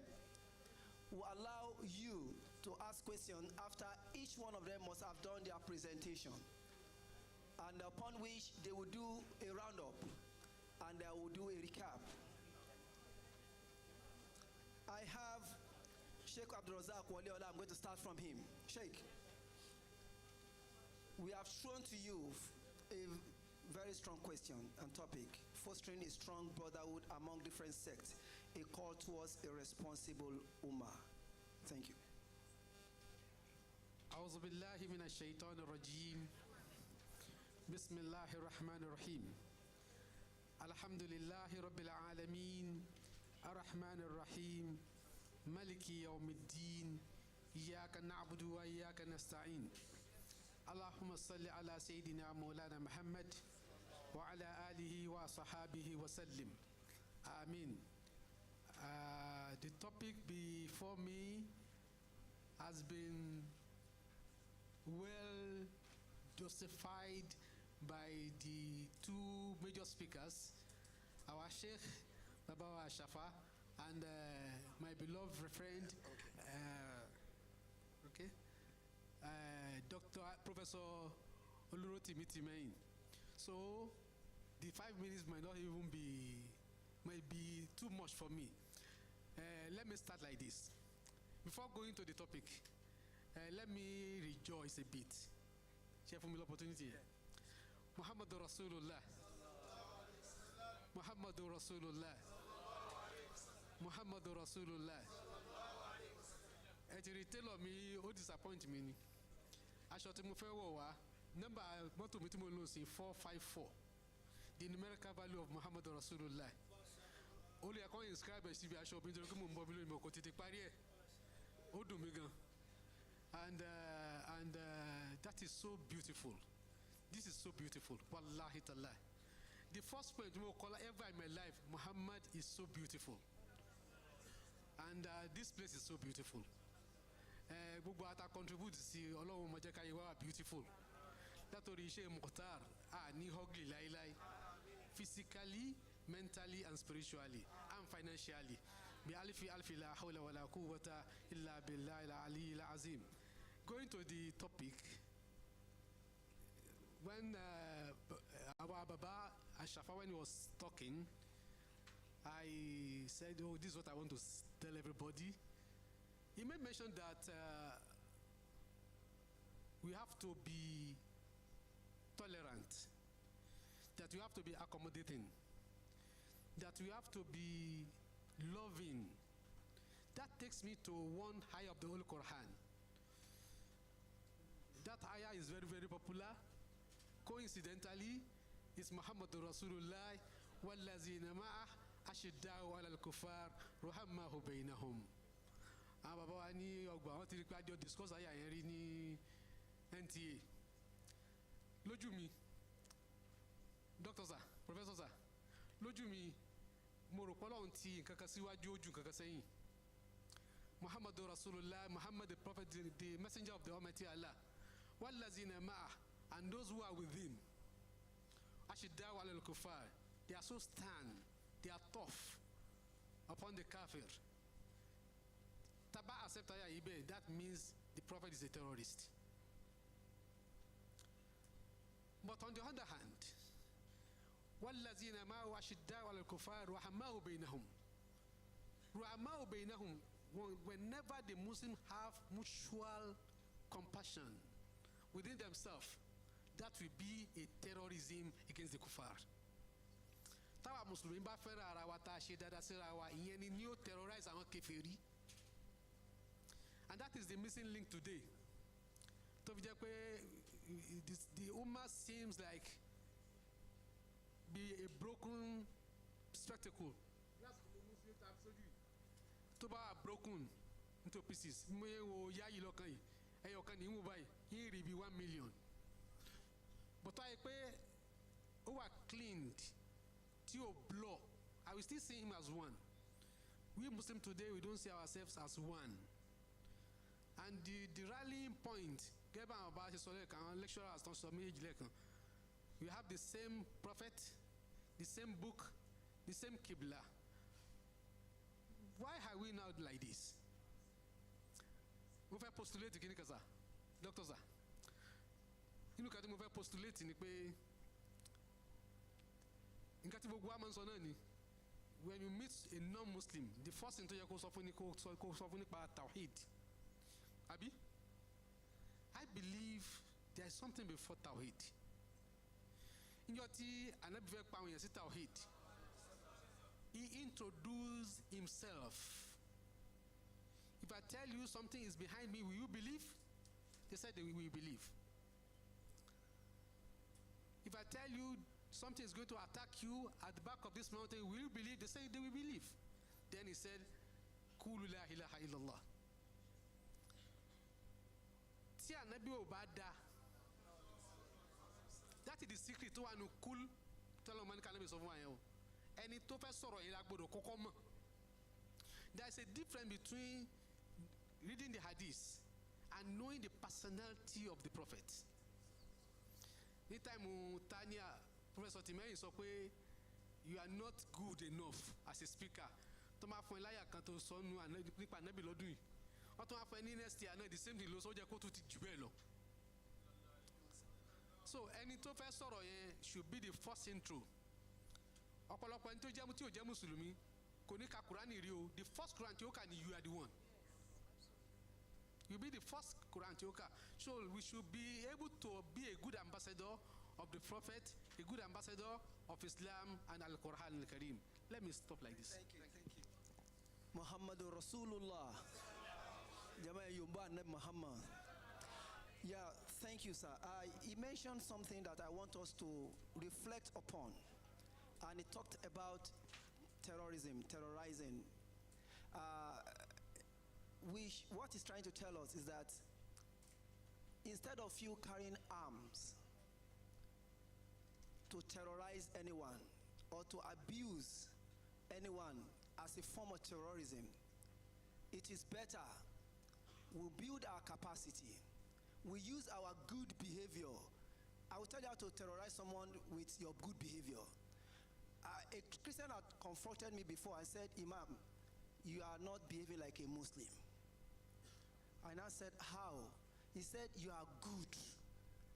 I said, meaning I've terrorized him with my behavior to the extent that she had to come out and say this. And I said, my behavior is the behavior of Islam and the Muslims, not the other way around. So let us terrorize them with our intellectual capacity. Let us terrorize them. This mosque is terrorizing a lot of churches on this axis. Not even on this axis. Yesterday that this mosque was officially opened, a lot of people were commenting and saying all sorts of good things, that this is another turning point in the life of Muslims in Nigeria. So it's a form of good terrorism. So let's terrorize them in a modest way. That is what our Sheikh just told us. Did I capture you? Thank you so much. I will go to Sayyida. I want us to have a mix of it. Our women, our mothers, they have been at the forefront of this project. I must tell you the truth. If you go and look at the level of involvement, for us to be here, while we are here, we're sitting down comfortably, is because they make that effort. So I want Ajaz Mariam Balgore. We're talking about women in the life of Muhammad and how he was able to, the moderation, how did the Prophet mingle, engage our women to the extent that they were so comfortable with the Prophet. They so like him. They are not deterred from him. They couldn't even detach from him to the extent that many of them want to be Ahlul Bayt. And vis-a-vis our contemporary challenges. Thank you. أعوذ بالله من الشيطان الرجيم بسم الله الرحمن الرحيم الحمد لله رب العالمين والصلاة والسلام على أشرف المرسلين سيدنا محمد وعلى آله وأصحابه ومن تبعهم بإحسان إلى يوم الدين. Brothers and sisters in Islam, my highly revered fathers here present and mothers, our very distinguished Sheikh Hamad Mukhtar Bukhari, kindly permit me to stand on all existing protocols as I do not have the time to exchange pleasantries. Assalamu alaikum wa rahmatullahi wa barakatuh. I've been asked to talk about the moderate practice of the Prophet when it comes to the women's perspective. First and foremost, I'd like to share something in this gathering. I'd like to say, I would like to charge us Muslims, I would like to implore us as the Muslim Ummah to please always listen to lectures with the openness of our hearts. We have so many schools of thought in Islam. I personally, for one, shy away from such programs because my school of thought might tilt towards the left. We have 4 imams. I might be speaking more on the Imam Malik version of you, And you might want me to speak more on the Imam Shafi, point of view. So we have so many schools of thought, and I always charge us as Muslims to please always listen to lectures with the openness of our hearts, whereby you ask yourself certain questions. Why is this person saying this? What do I have to do with this message? How does it impact me as a Muslim and my immediate environment? If we have the basic answers to these questions, I believe we will understand that every ustaz, every lecturer, every sheikh, every imam has one goal, is to call us towards the path of good, is to call us towards Allah, is to make us closer to Almighty Allah. May Allah make it easy for us, inshallah. Now going back to our topic. When I saw this topic, there was an article I read a long time ago. It was on Google. It was posted by Uda TV channel. And title of the article was what captivated me at the time to have read it. The article was titled Prophet Muhammad sallallahu alaihi wasallam, demoderate. It was referred to as demoderate. And it was said in this article that our prophet lived a life that was well balanced. It maintained moderate actions in all his course. The prophet was neither tilting to the left or neither tilting to the right. It was always in the middle. It was able to be just in his actions, in his deeds, in his temperament, when he's angry, which I don't even know if the prophet was ever angry, when he's happy, in his dealings and interactions with humans. He is our guide. Somebody say sallallahu alaihi wasallam. The prophet is our guide, our template, our manual, the best of all mankind that has led an exemplary life, an ultimate example for you and I to follow. When it comes to talking about practice, the prophetic practice for women, when it comes to practice in Islam, I believe there is no women practice or male practice. Because the Quran itself, at every point in time when God wanted to talk about our male counterpart, he follows it up with our female counterpart. In Quran 33, 35, verse 35,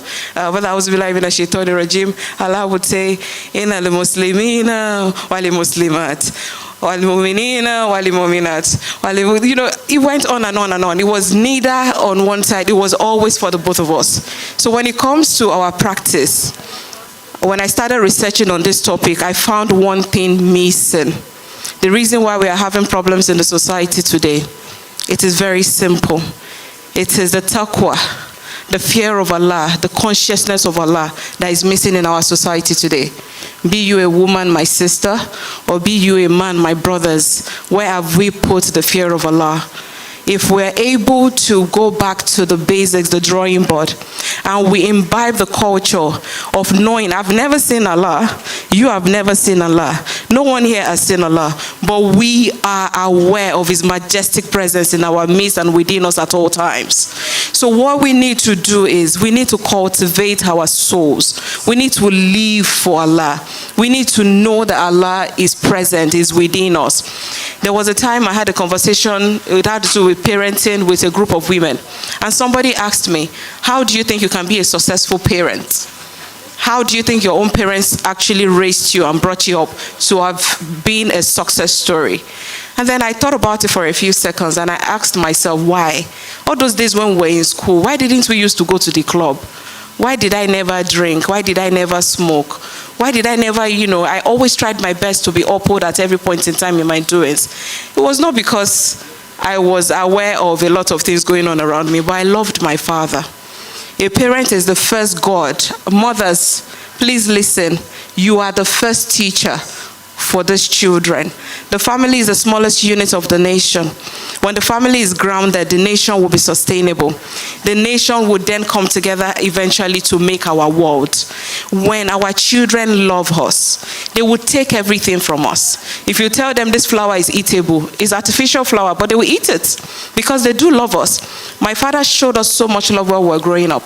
And the only thing I used to think back then was, how do I pay this man back? By not disappointing him. Simple. That is human. That is not even Allah. So if you are aware of Allah, if you know how big Allah and mighty He is, and you have the fear of Allah is not you being afraid of Allah. It's the fear that is birthed out of love for Allah. You need to understand Allah. You need to know Allah even before you worship Allah. The Quran has given us all of the things that we need, and the Prophet is a guide for us to understand how we're supposed to navigate through life through. So I always say to my sisters, most especially, if you go to bed at all times with taqwa, you would have the intention to wake up at 5 a.m. in the morning to perform salah. If you wake up in the morning and you have the fear of Allah in you, you will not pick your phone first time to check Instagram or TikTok. You would want to talk to Allah first before you go about your daily affairs.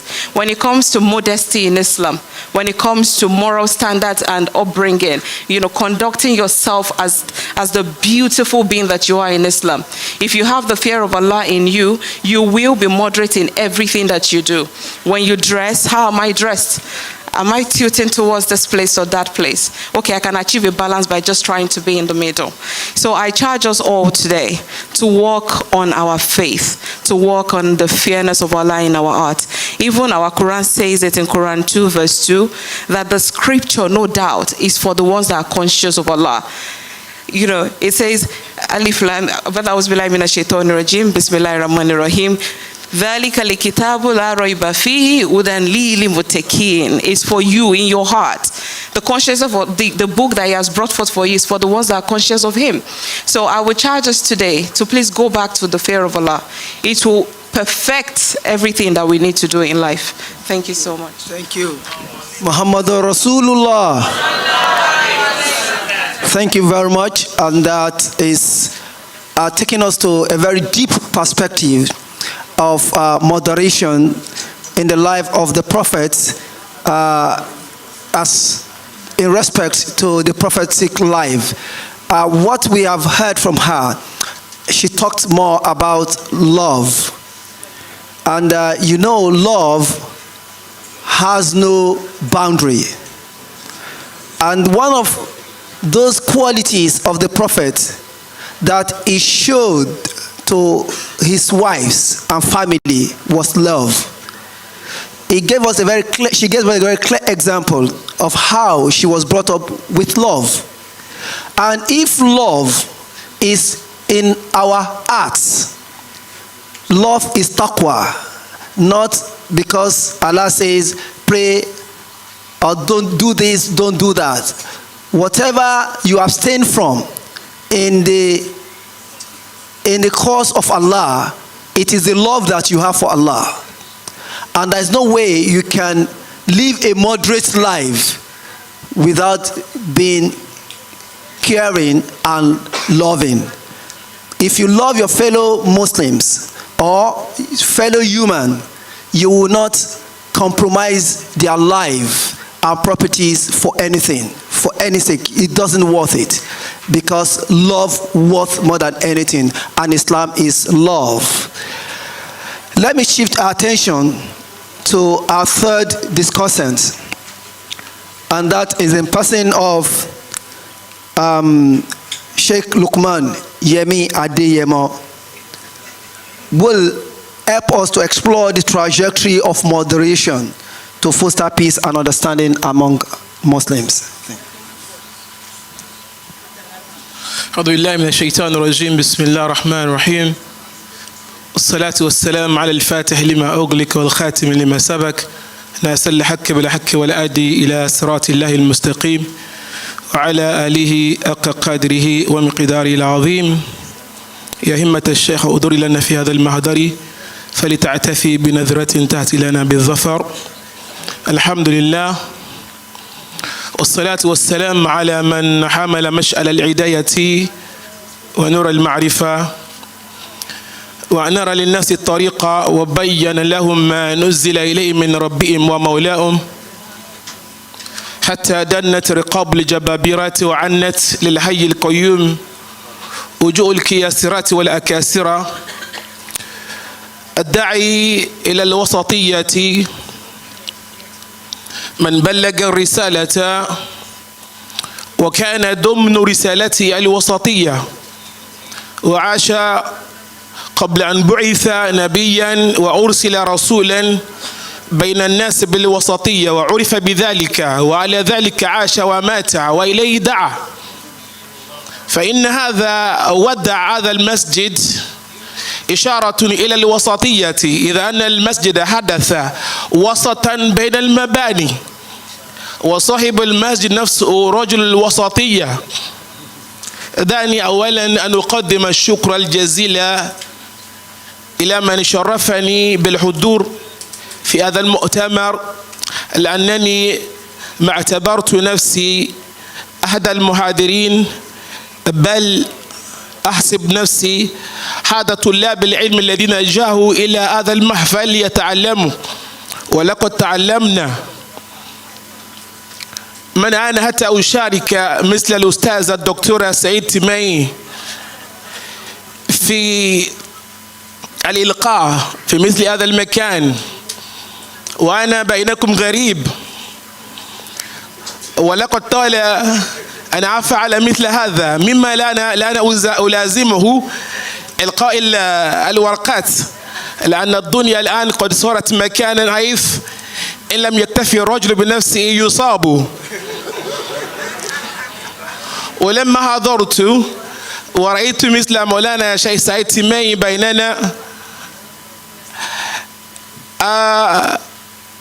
نلت الرخاء والسكينة على أنني لن أقول شيئا جديدا، بل أعلق على ما قد قال مثله. وبعد ذلك أريد أن أدعو الله سبحانه وتعالى لسبب هذا المحضر أو هذه الجلسة المباركة مولانا شيخ مختار، الذي جدد الله سبحانه وتعالى رسالة الوسطية على لسانه، وجعله سبحانه وتعالى إشارة وشهرة من شهرات الإسلام. ونسأل الله سبحانه وتعالى أن يطول عمره، وأن يسدد خطاه، وأن يساعد الذين يساعدونه على أن تكون كلمة الله هي العليا وكلمة غير الله هي السفلى. والسلام عليكم ورحمة الله تعالى وبركاته. I'm not sure what I'm expected to say, because indeed when I was told I was going to be talking over here today, I knew the best thing should have been for me to come over here and learn. الضيف كالعامة، ولا أحسب نفسي مقيما في هذا المكان، فأفضل أن أقول عن نفسي ضيفا بمعنى الكلمة. When I come to a place like this, what I've got to do is to listen and learn, and the reason is very simple. I do not live in Nigeria. I do not read Nigerian news for the sake of wasatiyah, because if I live in America and I bother myself with what's going on in Nigeria, then that is not wasatiyah. Then I'm going to be living my life as if I'm in Nigeria when of course I'm not there. الوسطية بمعنى الكلمة هي ما دعا إليها الإسلام. الرسول صلى الله عليه وسلم فعلا ولد بين الكفار والمشركين وعاش وترعرع بينهم، ومع ذلك ما منعه ذلك على أن يؤدي الأمانة كما ينبغي. Today when people كأن الناس قد وضعوا العلمية على المحمدية، فدعني أسألك، ماذا الذي كان أبو بكر يتعلم عند الرسول أنه هو الصرف؟ ماذا كان عمر، لأجل ماذا كان عمر يحضر مجالس الرسول لتعلم البلاغة؟ إن من أهم المشاكل التي تواجهنا نحن المسلمون اهتمامنا بلغة غيرنا، ووضعناها فوق ما دعونا إليه حقيقة. فالدعوة من عند الله سبحانه وتعالى التي يجب الاستجابة إليها هي الوسطية المحمدية. محمد ROSULULLAH. Maulana Sheikh Said Timei is a man of wasatiyah, and I'll tell you why. I was a very young chap when I met him. Of course, we all see him on TV. And in this country, when I was living over here, I was about 16 years old when I became an editor of one magazine, right? And I was given a task to go and interview him. So we met over there in Shomolu. Very pleasant man. And we were talking and he told me something. Because I don't forget things, right? Because I grew up with Salat al-Fatih. How can you possibly forget? مما اشتاق إلي من المواجهات التي يعني تزعجه هو وكانت تصده من أن يودي حتى الأمانة ما تعلم هو. He told me that he wrote a lot of plays. I'm not sure if he remembered. It's been over 25 years now. He said he wrote some plays, some drama, right, that he could present on TV, but he could not do that because there were places when he had to use a female, because he was afraid some scholars would come and say, why are you portraying a female? So my question is, so if you want to use a female in a movie, are you going to use a male because you're a Muslim?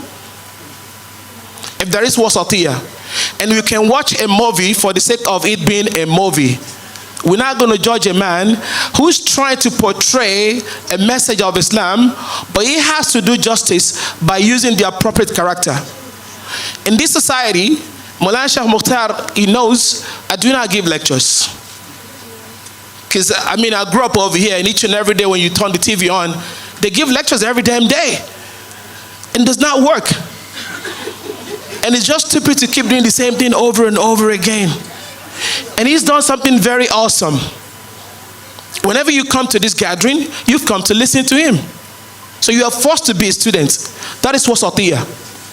If he has to go to Nasfat and say Sheikh Ibrahim is his Sheikh, Sheikh Ibrahim is not the owner of Nasfat.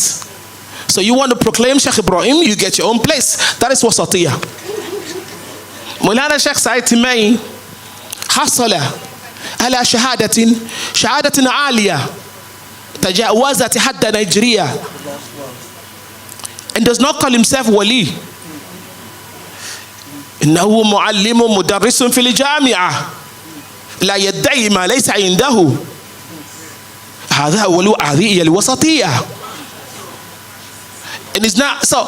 When all of us as students of knowledge understand that Islam and Muhammadiyah is a different thing, and learning Arabic language, which has caused all this problem, it's a different thing, then we will understand wasatiyah. You want to be a sheikh in Arabic language? لأن للشيخ لكلمة الشيخ معانية كثيرة صح؟ ولكل هاد أن يندرج يعني تحت الذي يختار لنفسه. If you want to be a sheikh معلما مدرسا في الجامعة فاذهب وعمل على وصول شهادات. If you want to be an imam, you cannot graduate as someone with Arabic and Islamic studies and you think what you've got to do is to go work for Nasfat or Qarib. That is not wasatiyah. That's not what you learn. You leave that to those who go to school for Thanawiyah, and that's where they stopped, and do tarbiyah on how to become a very good ala salatu. Do not go over there and start bothering people with your Arabic language and all these things that you say they're not respecting the imam. That is not wasatiyah. وسطية وأن يعترف الإنسان أو الشخص نفسه وأن لا يعطي غيره من لا يعني يسهم لغيره أن يعطيه. هذه أمان الوسطية عندي، وأنا أسكن في مدينة الوسطية التي بنيت على الوسطية وأوجبت المدينة على سكانها الوسطية طوعا وكرها. Even so, wasatiyah here, if we're not having this conversation, I'm not sure I would be holding the microphone discussing these things, because it's not different from AIT and channels, and those guys come on and talk about it and big grammar, and you know what I'm saying. Wasatiyah wa an ya'uda kullu muslimin ila ma'na al-islam wa dhalika hiya al-muhammadiyyati la arabiyyah. Thank you very much. Please, Muhammad Rasulullah. Well, practically, what he just told us is that you place the right thing at the right place. You don't take what does not belong to a particular setting or setup and place it somewhere else. He gave us, he made a very valid point by telling us that Abu Bakr, Umar, and so on and so forth, what did they learn from the Prophet? Was it that they learned Arabic from the Prophet or any other thing? But the only thing they learned from the Prophet was moderation. And that moderation is character, modesty, ways of doing things. In our context, there are too many misplaced priorities, misplacement of priorities. People who are not supposed to be in a particular environment, they claim to go there and they, pour all their knowledge where they are not needed. So when you place your knowledge or your ability where they are not needed, then you are not being moderate in the whole sense. Thank you very much. This is you brought us another dimension of the discussion. Let me go straight to Dr. Mustafa Adebelu. Then after his presentation, please prepare your question. We want to hear you. A'udhu billahi minash shaitanir rajim. Bismillahir rahmanir rahim. Wassalatu wassalamu ala ashrafil mursalin Sayyidina Muhammad wa ala alihi wa ashabi ajma'in. Let me stand on the existing protocol. Interesting. But let me say it clearly here. But I must also express my own sentiment. By 1995, when Allah brought into existence Nasrullah al-Fatih Society, some of us who grew up to be fond of Nasfat and were there, and some of us found ourselves in the university and became a researcher. I've always thought that was the best that Allah could do for Islam in the Southwest. But with what we have seen here today, and the giant stride that Sheikh Ahmad Mukhtar has been able to take to have this edifice here, we can only say Alhamdulillah Rabbil Alameen. I want to rejoice with you and rejoice with the entire Muhammad Rasulullah global family for this edifice. Our prayers that everybody has been saying for you since yesterday, when the entire social media space was flooded. People were calling me from different parts of the world. Even I got a call from somebody from Canada. Is this in Nigeria? I said, this is Nigeria. So if people are still in doubt as regards the capacity of Nigerians to do well, when they have chosen to do well, this is a clear example of that. It transcends beyond religious confinement.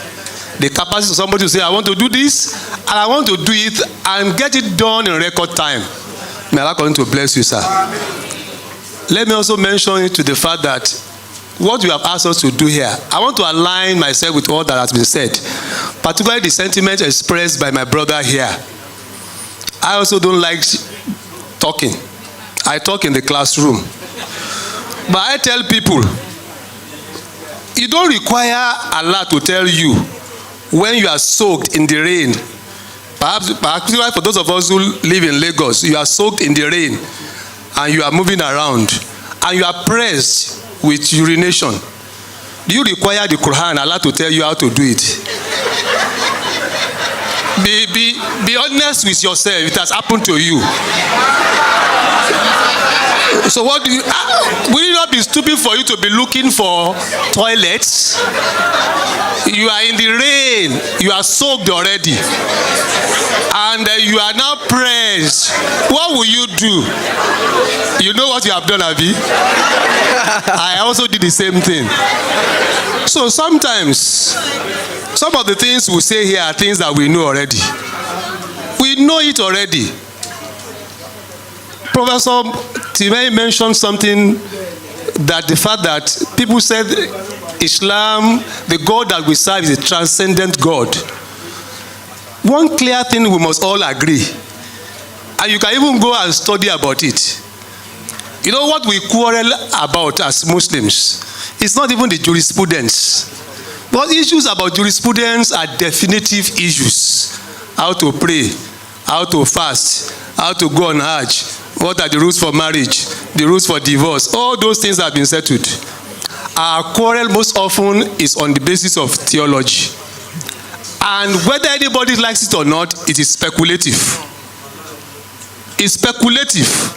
Theology in Islam is what? Speculative. It means that you cannot rely on the opinion of any scholar to say, in exactitude, this is what Allah meant. Because Allah didn't invite you, He didn't consult you, and you are not there. So why would you now tell us? And to move back to what it is, it's just simple. While our Prophet Muhammad, when he was living, he said, I'm living with you two things: the Quran and the Hadith, the Sunnah. Muslims have left the Quran. We are no longer studying the Quran. What we are studying today are scholarly interpolation of the Quran. It's not the Quran, it's not the Hadith. I said Muslims these days, particularly in our own kind of world here, we don't study the Quran. We read the Quran and we do it for competition. All those things that you do, yeah, and the rest of them, where you bring and you do competition. We even do what we call memorization of the Quran now. But we don't study the Quran. We don't study the life of the Prophet. What we rely on for our daily lifestyles is the scholarly interpolation of the Quran and the Sunnah. Until we remove ourselves from it. Let me give you, and we are losing so much for it. I think the verse in Surah Al-Quran, Surah Al-Anfal, I said, he said, you should obey Allah and obey the prophets. And you should not disagree. Because if you disagree, you will dissipate your energy and you lose your concentration, and the enemies will be at bay with you. I think to go back, what do we do? I have said this, the simplest definition of who a Muslim is what our teacher has given us, Professor TME. Our sentiment should be Islam. And that's why the Prophet said, it is enough evil. It is enough evil for you to hold your Muslim brother or sister in contempt. How do you define who a Muslim is? Simple definition. Somebody say, I'm a Muslim. It's enough. That's the sentiments that should be able to know. I hold this person some form of compassion. That idea that is very popular, that some of us, we know it. The person, Al-Muslim, Akul Muslim. He didn't use the word Al-Mu'min. He said, those who are the base of faith, are the Muslims. He said, they are your brothers. And he said for them, there are three things that Muslim, everything about him is haram. Three things. Damuhu, wa maluhu, wa iriduhu. His life becomes inviolable. You must not touch his life. His properties must be secured with you, and you must not destroy his honor. Let me cap it up now by saying that we are losing so much. I have been looking at it. I have been saying several places where I've had the opportunity to speak. Do you think, how will you think if the Muslims in Lagos said alone, this is a bottled water? If we produce it, this bottled water.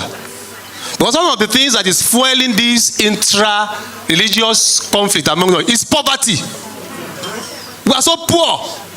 And we have no reason to be poor. Because we have the numerical strength. Think of all Asalatu group in Lagos. The Nasfat, the Javkat, all the Yats and the Yas and the Deans. Put them together. If you have all these umbrella organizations, Muswen, I don't know what they do. Nakombio, I don't know what they do. Yeah, if it's about socio-economic emancipation of the Muslims, is it difficult for us to produce water? Look at what we have, the brand we have here. Go and check the directors of this company. Who are they? Sometimes we are empowering our competitors in the religious circle, in the religious competitive economy to feed us. We are not there. So for me, moving forward, is that all of us, we know all these things. So Islam is about love. And let me now, because I'm sitting with my brother here, For you to understand Islam, Allah, there is no other way but tasawwuf. That transcendency that has been mentioned by people, that is the only way. And that is why you cannot, if you know Allah, you can never hurt a fly.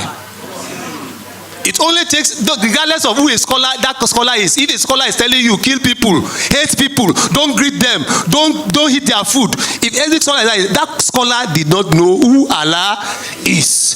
If you know Allah, even a fly, you will not want to hurt a fly. Assalamu alaikum. Wa alaikum salam. Muhammadur Rasulullah.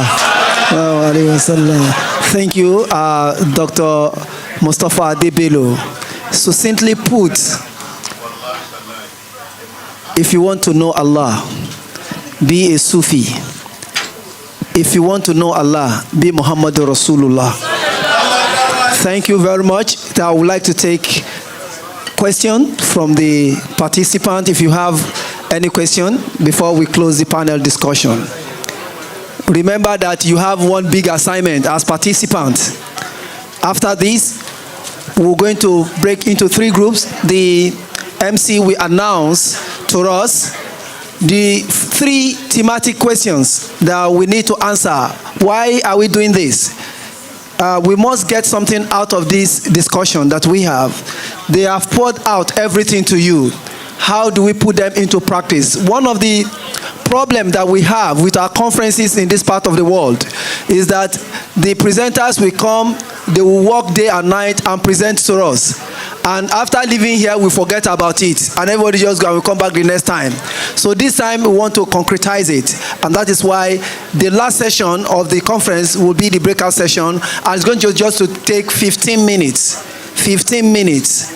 You put your heads together and give us a way out based on those questions. If you have any question here to ask our panelists, please kindly raise up your hand. 1 or 2, you have a question. Okay, you have 3, that's fine. Any from a female? Okay, Mike. Just come.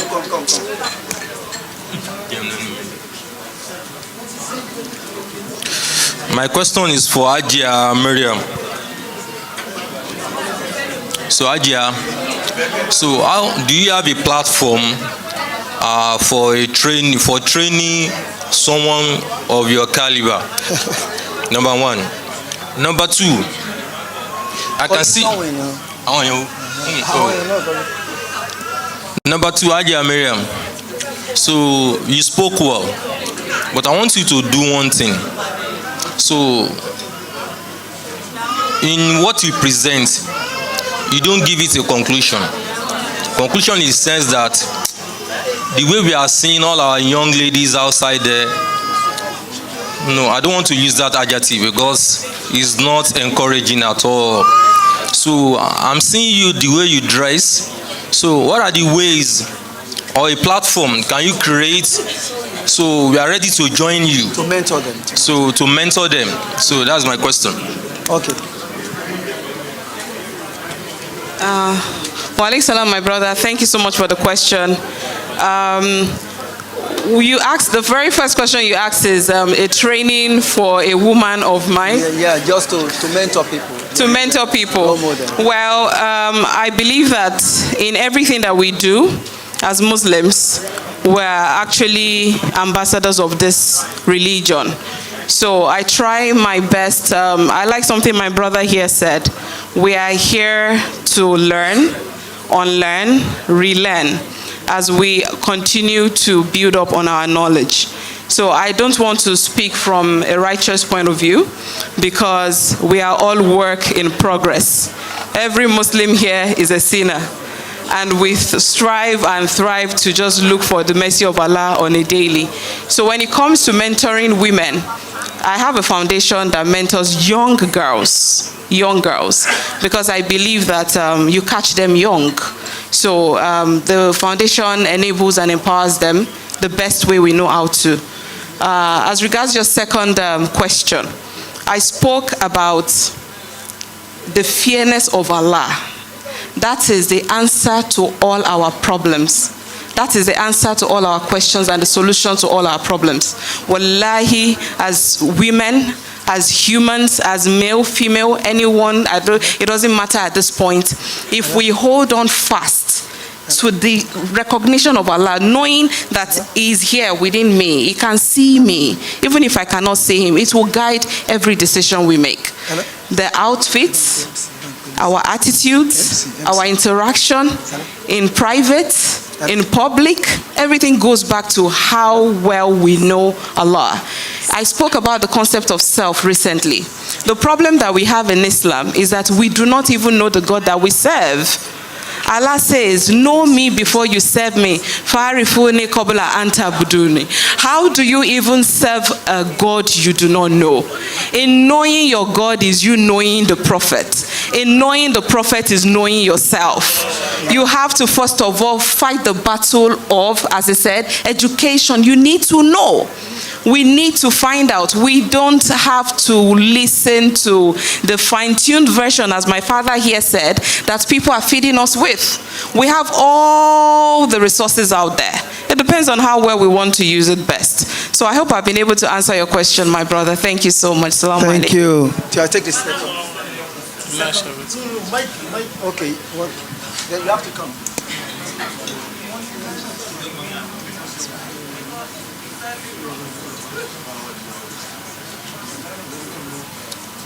السلام عليكم ورحمة الله وبركاته. وعليكم السلام. أستأذن من العلماء أن أقدم وأوجه سؤالي بالكلمات العربية، وإني أوجهه إلى ذلك المثقف الشيخ لقمان أديمة حول إلقاء المحاضرة.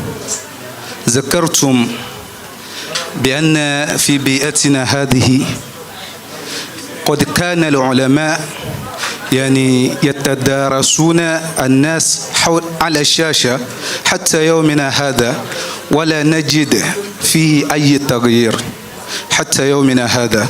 والسؤال والنقطة مهمة هو: هل العيب في الواعظ أو العالم بنفسه أو العيب في المستمعين؟ إذا حصلنا على هذه النتيجة، أوجه إليكم سؤالا آخر، وهو: هل يمكن أن نحكم على بيئتنا خلافا على بيئة الآخر؟ وهذا هو السؤال. السلام عليكم. هذا السؤال؟ نعم. إذا كله بيربع أيضا. سعيد. Ntí ó jẹ́ ìbéèrè òun náà ni pé a béèrè lọ́wọ́ Sheikh Lukman ni pé tó bá jẹ́ pé àwọn èèyàn láti kí ayé tó dáyé dìsín, òun ni pé tán bá ṣe wáàsí lórí TV kò sẹ́ni tí ó máa ń tẹ̀lé di ayé ìgbàsín tí a wà yìí. N tó wá jẹ́ ìbéèrè gangan òun náà ni pé ṣé àlébù láàrin àwọn àfáà ló wà ní àbí àwọn tí wọ́n ń gbọ́ wáàsí? Lẹ́yìn ìgbà yẹn òun wá ní pé ṣé a lè ṣe ìdájọ́ lórí ibi tá à ń gbé àti ìlú mi kájọ máa lo ìgbésí ayé kan náà? Assalamu alaikum. عليكم السلام ورحمة الله وبركاته. فما المسؤول أن بعالم من السائل، فرجل الذي قدم إلي السؤال والذي ساقني إلى هذا المكان وهو عارف بحوالي مني، فكأنه وقعني في المشكلة.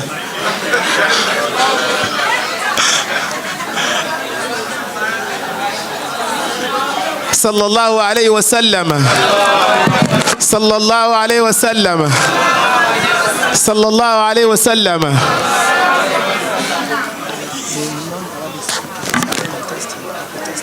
Oh, okay. I'm sorry. Yorùbá lásán nísìnyí.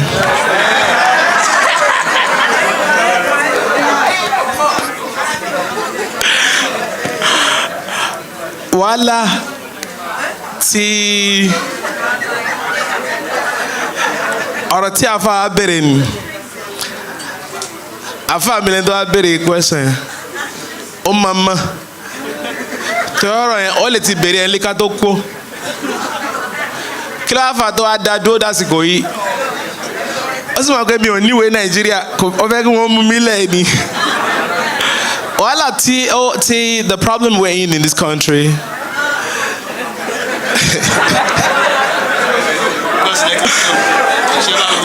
Wàhálà tó wà ń bẹ̀ òun ni pé òun náà láti wí níbẹ̀rẹ̀ yẹn.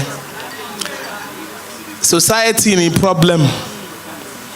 Society is very abstract ni kò sí nǹkan tí ń jẹ́ bẹ́ẹ̀. Àwọn èèyàn nú ẹ̀ ni. Àwọn kan wàhálà tá a ní ọ̀tọ̀ ni wàhálà ìjẹ́ Nigerian. Ọ̀tọ̀ ni wàhálà ìjẹ́ dúdú. Ọ̀tọ̀ ni wàhálà ìjẹ́ Yorùbá. Ọ̀tọ̀ wá ni wàhálà ìjẹ́ Mùsùlùmí. Àwọn Lárúbáwá nígbà tí ẹ̀sìn dé wá bá wọn ó dé wá bá wọn pẹ̀lú èdè wọn n tó fẹ́ gbà ń bẹ́ẹ̀ nìkan tí ò dáa tó wà ń bẹ̀. Àwa ní bíbà yìí àlásà ẹni tó bá jáde tó kàwé tó sì lajú yóò mọ̀ pé Nàìjíríà ò lásà. A fẹ́ mọ farabalẹ̀ pé àṣà wa àwọn Ọbàtálá àti Ṣàngó wọn ń bára wọn jà lọ́wọ́ àwọn ò tí ì yanjú ọ̀rọ̀ wọn làwọn èbó kwẹ́sìn dé ẹ̀sìn àtẹ̀dẹ̀ àyànjú yẹn lọ́wọ́ làwọn Lárúbáwá náà kó ẹ̀sìn dé ẹ̀sìn àtẹ̀dẹ̀ kò wá sí wọ́sọ̀tìyà ní ọ̀rọ̀ wa àmọ́ bí tá a bìlọ́ǹgì sí ṣé ẹ̀sìn àtẹ̀dẹ̀ tẹ́ èbó kó wa la fi ń ṣègbésí ayé ni àbí ẹ̀sìn àtẹ̀dẹ̀ tí Lárúbáwá kó wa. àwa máa Sheikhu Rabbani àti Sheikhu Kitabi لأن بينهما بعد بعيد. ẹni tí ń ṣe wá sí kí ni kọ́sùn tí ó fi ṣe wá sí nínú tẹ́mi kì í ṣe èmi kí lọ ṣe wá sí káàkiri kí ló ń bá ṣe wá sí káàkiri so fẹ́ dá yà àwọn gba ṣé Ádámù padà ní nígbà tó yẹ gan ṣé Ádámù ò ṣe wá sí káàkiri mọ́ ó ní mọ́kọ́rù títí ń ṣe wá sí bẹ́ẹ̀ ni mo láń ṣe Mukhtar ìmọ̀ ṣe wá sí kiri ò láǹfààní ó fẹ́ dájọ́rú nìyẹn. gbogbo nǹkan láyé Ìsìláàmù bitarbiya wa hakikatul ilmi bitalaqi èèyàn máa jókòó síwájú tí sẹ́yà báyìí nítorí pé ntí èmi gbọ́yé kọ́lẹ̀ gbọ́yé ntí èmi gbọ́yé kódà àwọn tí wọ́n ń tẹ̀lé mi gbogbo tí mo gbọ́yé kọ́ ni wọ́n gbọ́yé kátó wá ní kí wọ́n invite mi wá sí mọ́ṣáláṣí kan kí n lọ ṣe wá sí kí wọ́n á ju ìdájọ́ lẹ́ńbẹ́ gbà ó ìyẹn burú àbí kí wọ́n á bọ́ sórí íńtánẹ́ẹ̀tì kí wọ́n á máa ṣe wá sí fáwọn tí mi ò mọ mọ́nbáù ẹ̀rìfáàní wọn ṣàǹkó wà láti ló fà tẹ́gbẹ́rẹ́ tí ṣe ìṣe yìí nísìnyí tó máa ṣe wá sí tán sálẹ̀ tó bá sún wọn wọ́n bọ̀ sí àárín méjì tó bá sún wọn wọ́n bọ̀ sókè ẹni tó fẹ́ ṣẹ̀sìn nìyẹn wàhálà wọn ò mọ láàrin yìí ànábì ò ráwọn sàábé tọ́tán o ẹlòmíì tó bá ti gbá àwọn sàábé yóò rò pé wọ́n mọ ẹ̀sìn gan ẹ̀sìn wo ni wọ́n mọ̀ ṣé múnáfíkí kúrò láàrin wọn tánàbí fi lọ ṣé wọ́n mẹ̀sìn tán ni wọ́n ń béèrè question lọ́wọ́ ara ń gbà tánàbí lọ tán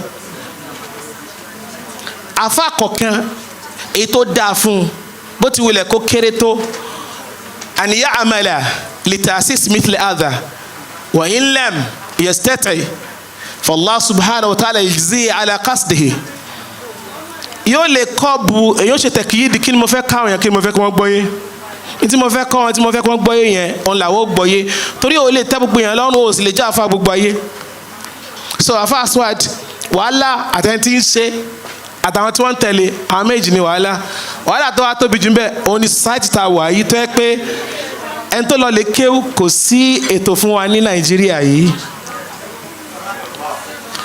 àwọn kan táwọn sheikh sọlẹ̀ kan nípa pé kí àwọn society dá kínní lẹ̀ èmi náà máa wí bẹ̀ tẹ́lẹ̀tẹ́lẹ̀ kí n tó rí pé kò rí bẹ́ẹ̀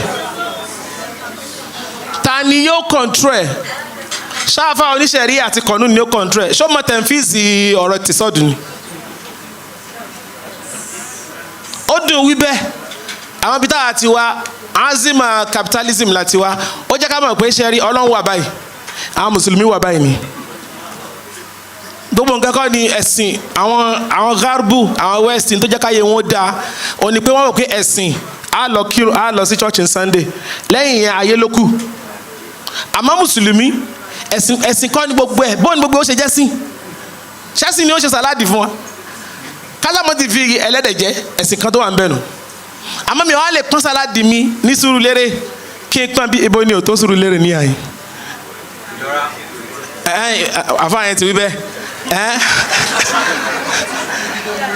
màá lọ kọ́ báwo ni wọ́n ṣe ń ṣe sáládì yẹn ní Sùúrùlérè tí fi ń tà ń bẹ̀ kí n tó ṣàdúrà sí a lè ṣe ìyapa láàrin ẹ̀sìn ká ṣe ìyapa láàrin Ọlọ́run àtayé àwa mùsùlùmí kankan Ọlọ́run bá dé àwọn ṣẹ́wọ̀n bẹ́ẹ̀ a máa ní ìgbéraga débi gbé àròpá nìkan ló dá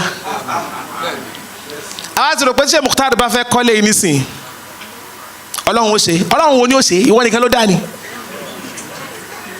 kán á bọ́ sórí tẹlifíṣàn àbórí kìíní ẹ̀mí wàhálà tí mo gbé kalẹ̀ ta ní òbáran níwàásù tí ó mọ̀ ṣe o làwọn tí ó mọ̀ gbọ́ náà mọ̀ gbọ́ àmọ́jọ́ tí wọ́n fẹ́ bẹ̀rẹ̀ sọ̀rọ̀ ya àmàlì ala qasdin mu'ayyanin wọ́n á kọ́ àwọn tí wọ́n bẹ̀rẹ̀ gbọ́n pé nǹkan tá a fẹ́ ṣeré o wasatakunu harakatuna mabniyatan ala al-jawda wa ma zalat al-jawdatu tura fi hayatihi so tí àfa kọ̀ọ̀kan bá lè mọ̀ pé ké èmi ìṣe tíṣà àfa Rabbani ni mo fẹ́ ṣe má lọ join ẹgbẹ́ tó dànkàn rú bẹ́ẹ̀ bẹ̀rẹ̀ nínú yàrá rẹ̀ táyà pé torí Ọlọ́run ni Ọlọ́run ó tọ́ a lè lọ join ẹgbẹ́ kémi lọ join ẹgbẹ́ ní sìkì wá ní ẹjẹ́ àṣẹ omi o ṣé mísánà ni ó kọ́ pa business tó mọ omi ṣe ni àbí chairman àwọn èbó ni wọ́n ní capitalism tí mùsùlùmí bá fẹ́ kọ́ capitalism yóò lọ kọ́ lọ́dọ̀ àwọn òyìnbó ni wọ́n yẹ kọ́yún jámì alárúbáwá torí lárúbáwá gan ọmọ capitalism so ìmọ̀ dá ọgbọ́ kíní ẹ̀ pọ̀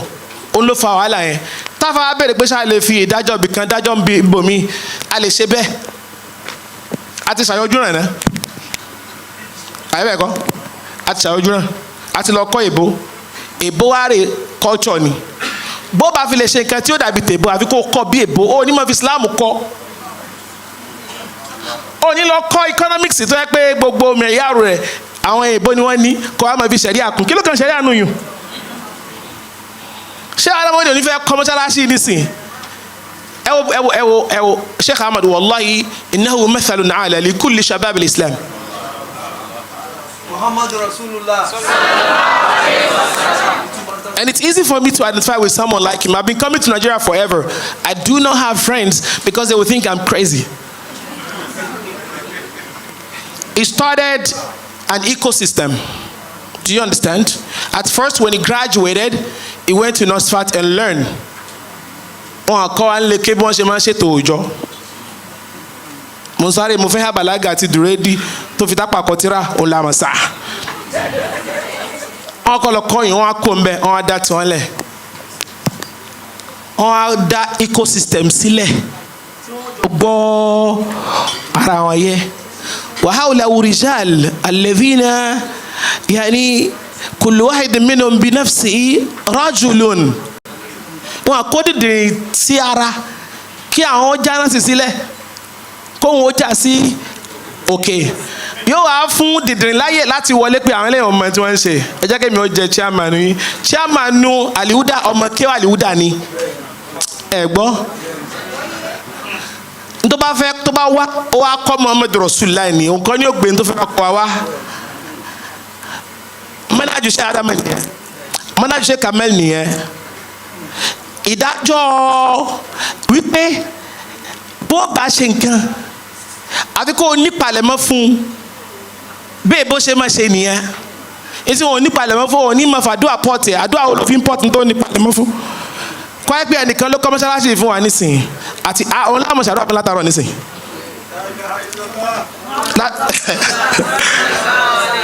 wọn wá kánjú wọn ń ṣe díẹ̀díẹ̀ wọn ń tọ́ àwọn tí wọn wà lẹ́gbẹ̀ẹ́ wọn nígbà tí wọn á build ecosystem yẹn bíi Apple ní nísìnyí Apple phone tí wọn bá dá ìtọ́lẹ̀ lónìí ẹ̀yin ò bá àmọ́ rà wọ́n ti láwọn tí wọ́n rà. Muhammad Rasulullah ẹwọ́dún tí wọ́n ti ń build the ecosystem yẹn so to contribute $1 million or whatever you guys contribute over here is not a big deal. àmọ́ wọn tó ti ní ecosystem wọn náà fẹ́ ṣerú ẹ̀ wọn ní kò wá kọ́ ọmọ ń kéwú nílé olówó òun náà ní ìyàwó rẹ̀ lóyún chief ẹ má bínú ìyàwó mi lóyún sọ pé oṣù kí ó sọ wọn kọ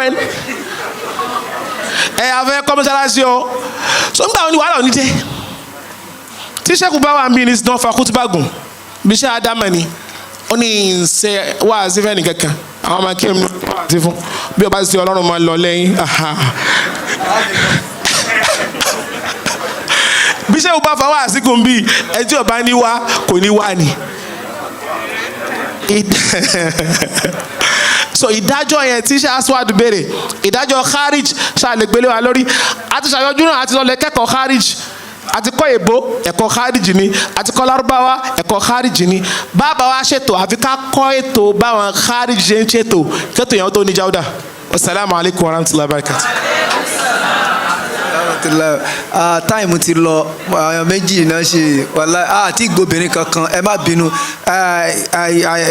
mo rí pé gbogbo tí wọ́n ti sọ ẹ mọ̀ ó láti dáhùn question sí ṣẹ́rí question tó kù yẹn tó bá di breakout session ẹ dáhùn ẹ̀ ń bẹ̀ ajá gba please one female please can you come here you have to come out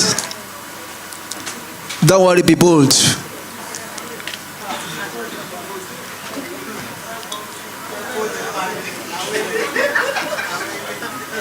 Nítorí time.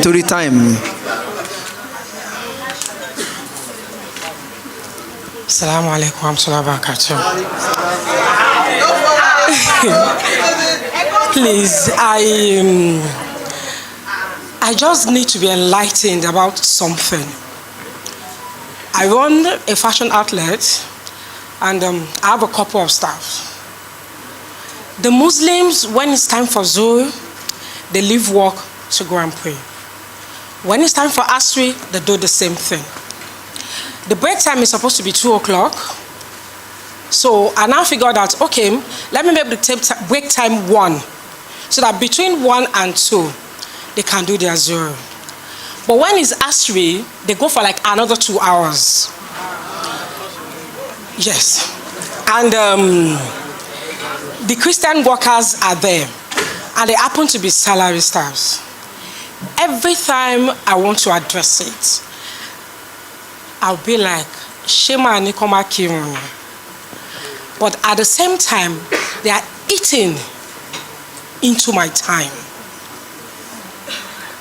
And looking at it calculatively, I'm sorry to say this, the Muslim staffs happens to be the lazy ones. They hide under the disguise of religion.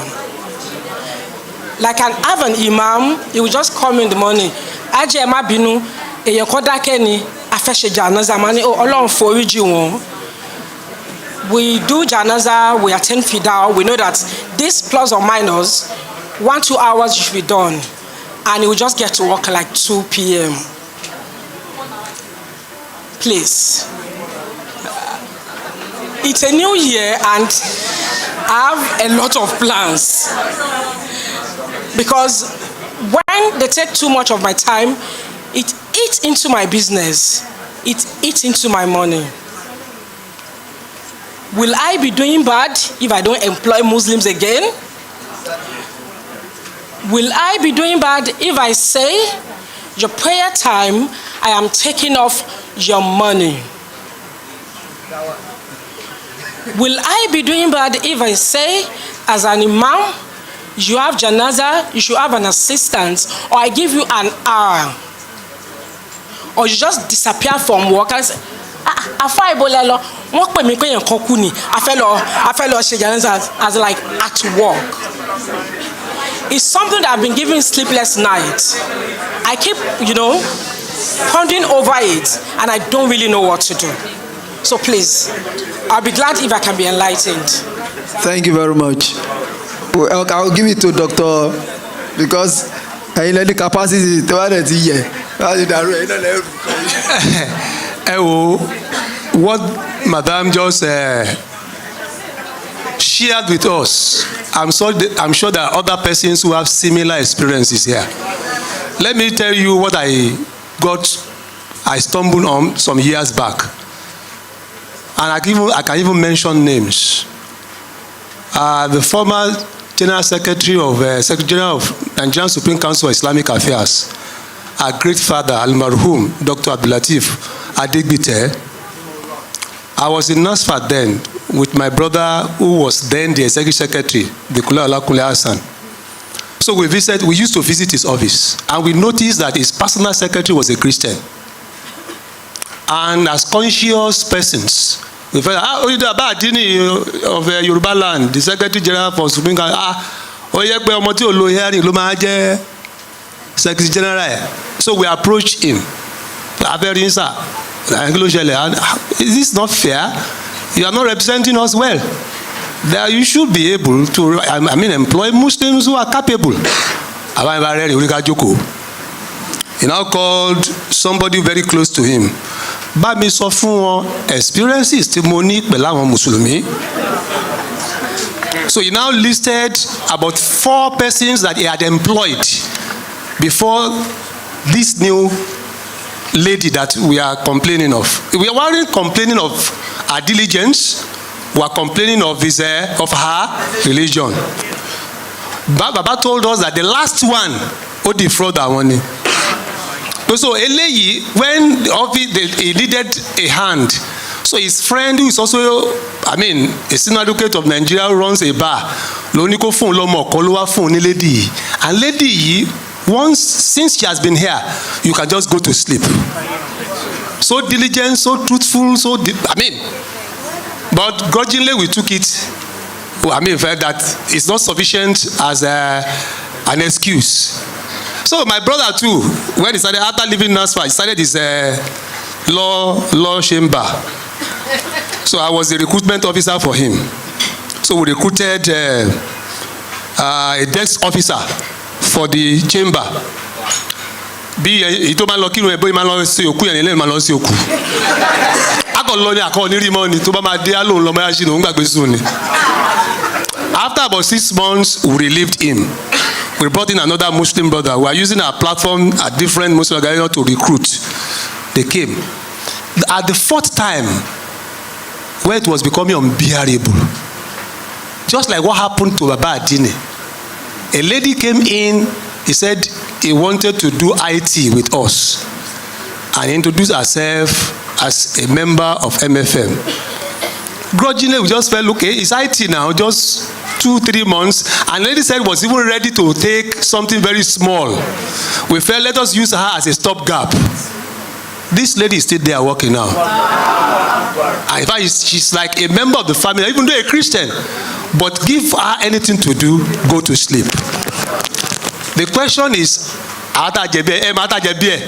àwa àfáà ni o, àwa la jẹ̀bi o, àwọn àfáà ò ṣe wá àti dáadáa fáwọn èèyàn mọ́, nígbà táwọn náà tẹ̀ ní dáadáa lára, gbọ́, àwọn àfáà, mo ti sọ, and that is what my brother just said here. There is a difference between prosperity and salvation. God is not promising anybody prosperity. Gbọ́yé, ẹni tó bá fẹ́ jẹun, ayé kí ni o? Àṣìṣe.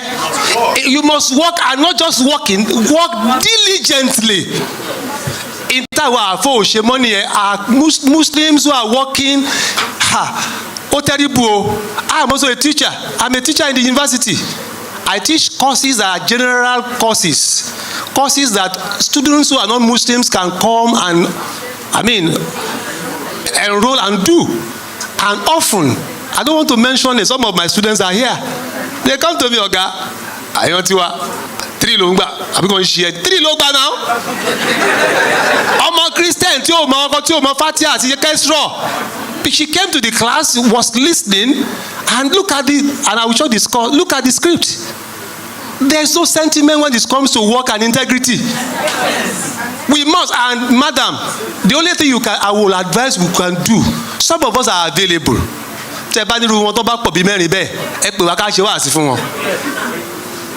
Look, if you don't do well, we'll yank you off.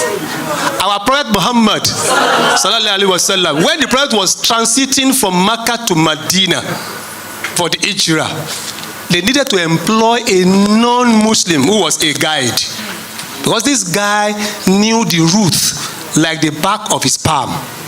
So sometimes when you need professionalism in any work, religious consideration will only come if you find a Muslim who is competent.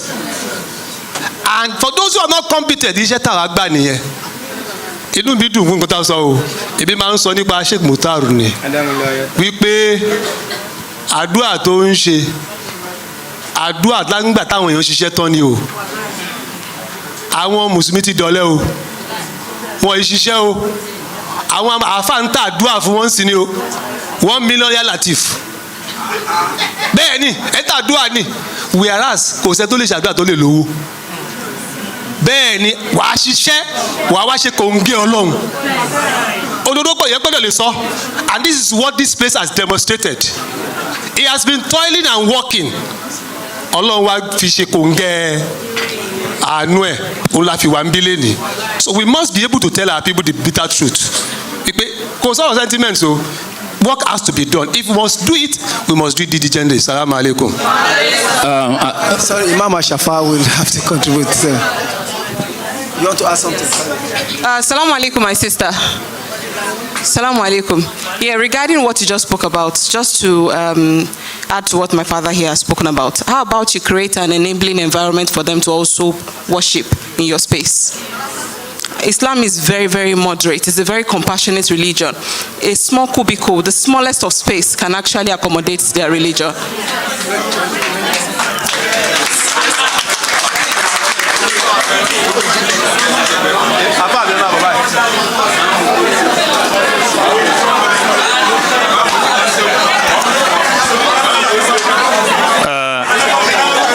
Assalamu alaikum. Assalamu alaikum. صلوا على النبي الكريم صلى الله عليه وسلم صلوا على النبي الكريم صلى الله عليه وسلم. Alhamdulillah. One house, please. Imam Ashafa is addressing us. I want us to be cautious. I want us to be cautious. This is a very important topic of discussion. That's why I appreciate my brother here. When he was talking, he was itching me. But when he was about landing, then you come on track. I say, okay, we're on the same track. And we have a concern. This has been one of our concerns, the attitude and behavior of people to work. But very importantly, madam, very importantly, I don't want you to generalize this. Please don't generalize to make people assume that Muslims are lazy. The reason is this: I work for an organization and I have about 40 staff right now, almost 40 staffs who are working directly under me, and they comprise Muslim and Christian 2020. And in that organizations, we know where the problem is. Yes, there are some who are naturally lazy. I have a Muslim staff, he's a lawyer, he's very lazy. We did everything, in fact, we need to sack him. But we just feel we can't sack him. But because when we sack him, we are creating more problem for the Muslim woman. So I make it difficult for him to come late by giving assignment and making him do some certain work that make him to be available to cover the gap. And we have those who will not always come to work. There are two of them I can mention and you know them. The other boy who is a barrister who is under your organ, and the other who is the son of the other pastor on the other side. He is also very lazy. He always finds excuses not to skip, not coming to work. And when he comes, he has a skip when it is just around 2 to go away. And when he goes off. Japhet has that. And very importantly, number 2, right now, he is the Secretary General of one of the organizations we formed, the 100. Now 120, 60 Muslim religious leaders, 60 Christian religious leaders across the nation. And we employ staffs. Do you know those who are stealing our money, who are changing the note? They are the Christian side of us. They change the note, they change this. When you come, you get angry, say he's sacking them. All of them to be sacked. And everybody was saying Imam Shafiu is trying to be, he's playing religiosity, he's playing this and that and that. He didn't find fault with the Muslims, he found fault with the Christian. In Abuja, the office is in Abuja. There are just about 6 staff, 6 or 8 staff. So those who are changing the Bible, who know how when you give them a checkbook, they know how to add extra figure. They are the Christian side of it. I'm sorry I'm on the air live. I'm just giving an example of what it is. So as you have bad boys in every system, in every community, there is the good, the bad, and the ugly. These three phenomena, you find them. You may be lucky that always the bad ones are coming your own way. And somebody is lucky he has the good one in his own side. But I would feel that it's not enough to close our heart to say everything is about generally for the Muslims. But the advice, the last advice my daughter has given, yes, I'll call you my daughter. I now remember you are my daughter. The advice she gave of saying, look, we need to put a template. You are going to work. When you come to work, you are not going anywhere. In fact, in my office, what I did was, you have only 2 mosques. We create a mosque in the office block. Then the office across the road. Across the road in my mosque, I have the Izala, I have the Tariya, I have the Salafiyah staffs, and I have the Ahlul Tasawwuf staff. The Ahlul Tasawwuf will wait until 2 o'clock to pray. The Ahlul Salafiyah, when it is 12:30, even they are waiting for Zuhr to come. They go before the sun, I'm sorry to say that. They are so much in a hurry to go and pray. They don't wait for you. They are just waiting for, it is 12:30, 12:45. Bam, as hard is coming in, they move to the mosque. So there's a mosque here. I say, look, anybody going, you either pray here or to the mosque. You cannot go to that mosque on the other side of the table, except if you don't want to work with us. I make that for the Muslims. And people, Imam is not infringing on our freedom. I said, then when it's time for break, between 1 and 2, it's time for break, you can go out. If it's not for that, any minutes after 1, you know that you are losing your job. I will not tolerate. So you create that template which is within the line of the Sharia. At the same time, you protect your business. You have to protect your business, but you have to create a safe space for them to exit. That they will not blame you that you are driving Muslim, you are replacing them with Christian. In fact, I talked to Baba. Baba is my Baba. Adegbite. I said, Baba Adegbite, why is it that you have, he said, Ashafa, don't go that area, just forget about that. Let's continue doing this. He didn't respond to me as he responded to you. Because when we met in Abuja, we were asking such. He said, well, you have everything, just forget about that, let's go on this. So I'm advising you and all of us here that one of the weaknesses we have is Muslims, we are not as capitalist as my brothers here. The Americans, everything is money. Everything is what? Even the airtime, you have to use it. If you don't use it, you are losing. The system will not wait for you. You end up losing and you become bankrupt because you have to catch up. There's nothing like feasibility. It's feasibility your karfin hali. I always go to Europe, I saw that. So the same thing applies here. We have to use that energy because some of us will believe fatalism. Saying inshallah tawachi sadua everything to okay ko need man. Esa lo sadua nema worry. Jo lo hospital ko lo ri doctor. Ko wa sadua so call on dakun ko sanu gbogbo wa. Èmi fi pé unless you are cautious, kaluko take amana. Any set ma fún amana ni se. Nlo fatana fi ni ko ka sanwó òṣìṣẹ́ fún kí ogun ara rẹ̀ ó tó ṣe kíni ó tó gbẹ kó no òṣìṣẹ́ tọ́ rẹ̀ tí ó bá ṣe tọ́ rẹ̀ ìwọ ní jẹun kọ́lọ́n kó dá wa láre. Thank you very much.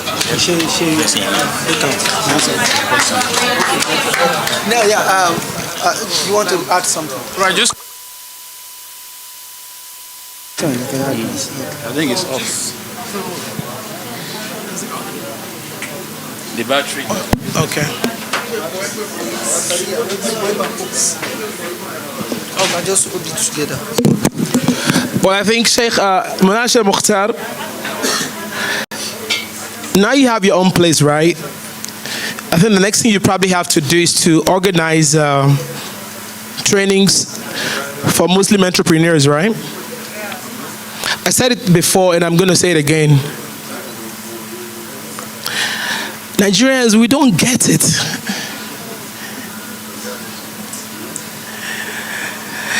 And Muslims especially don't get it. The Prophet was not an entrepreneur.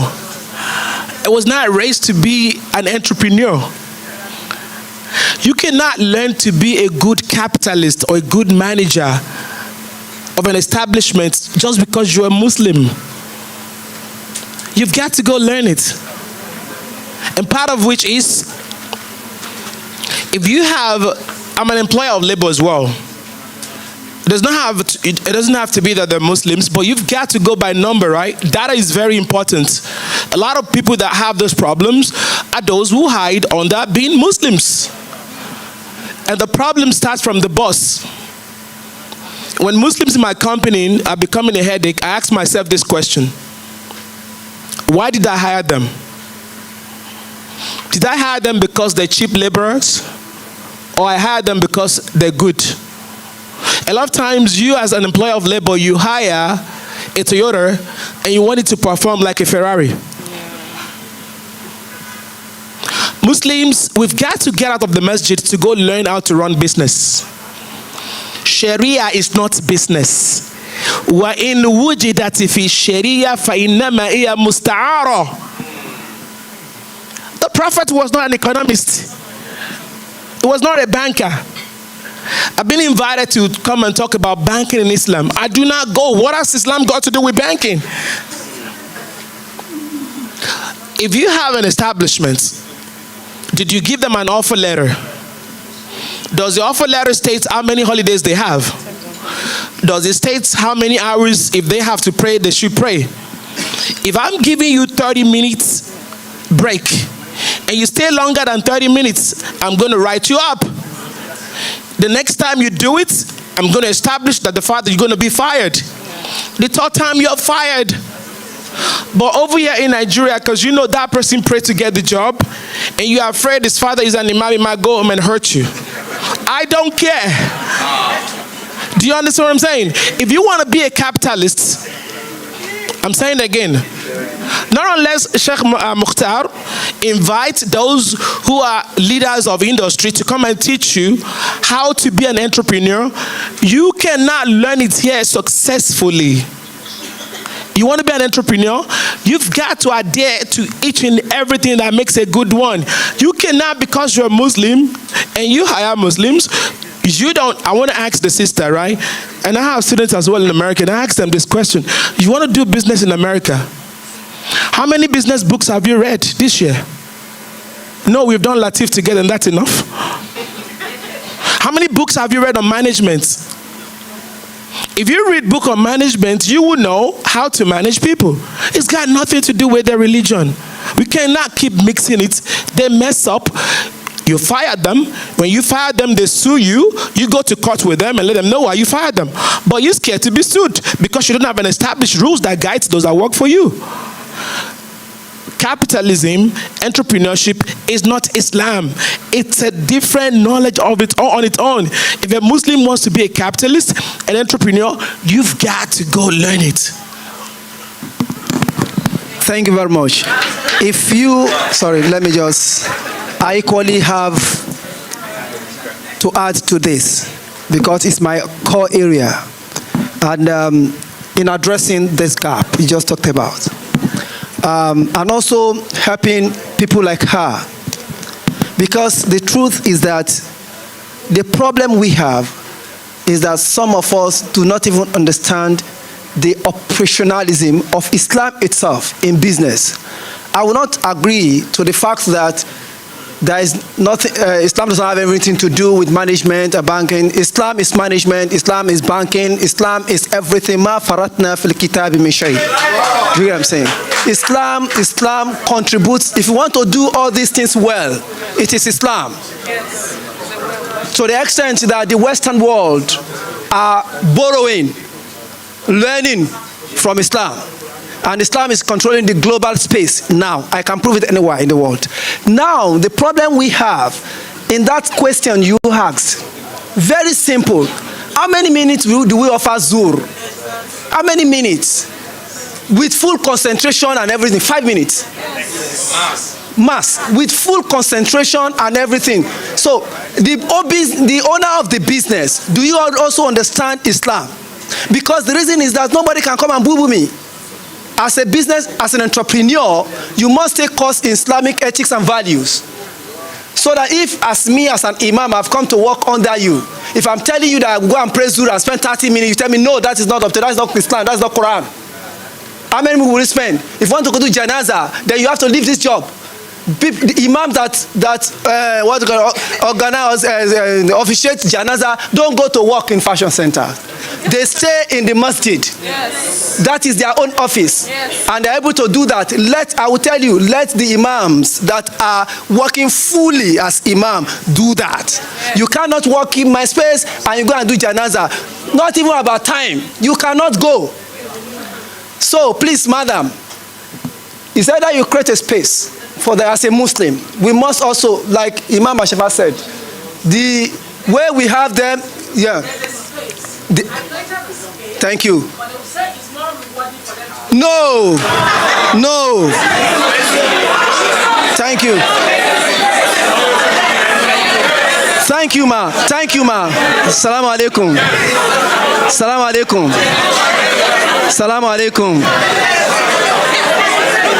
We have solution. Thank you. The center here of moderation, the center of religious moderation will moderate that for you. Not only that, it has a center in Egbeda will moderate that for you.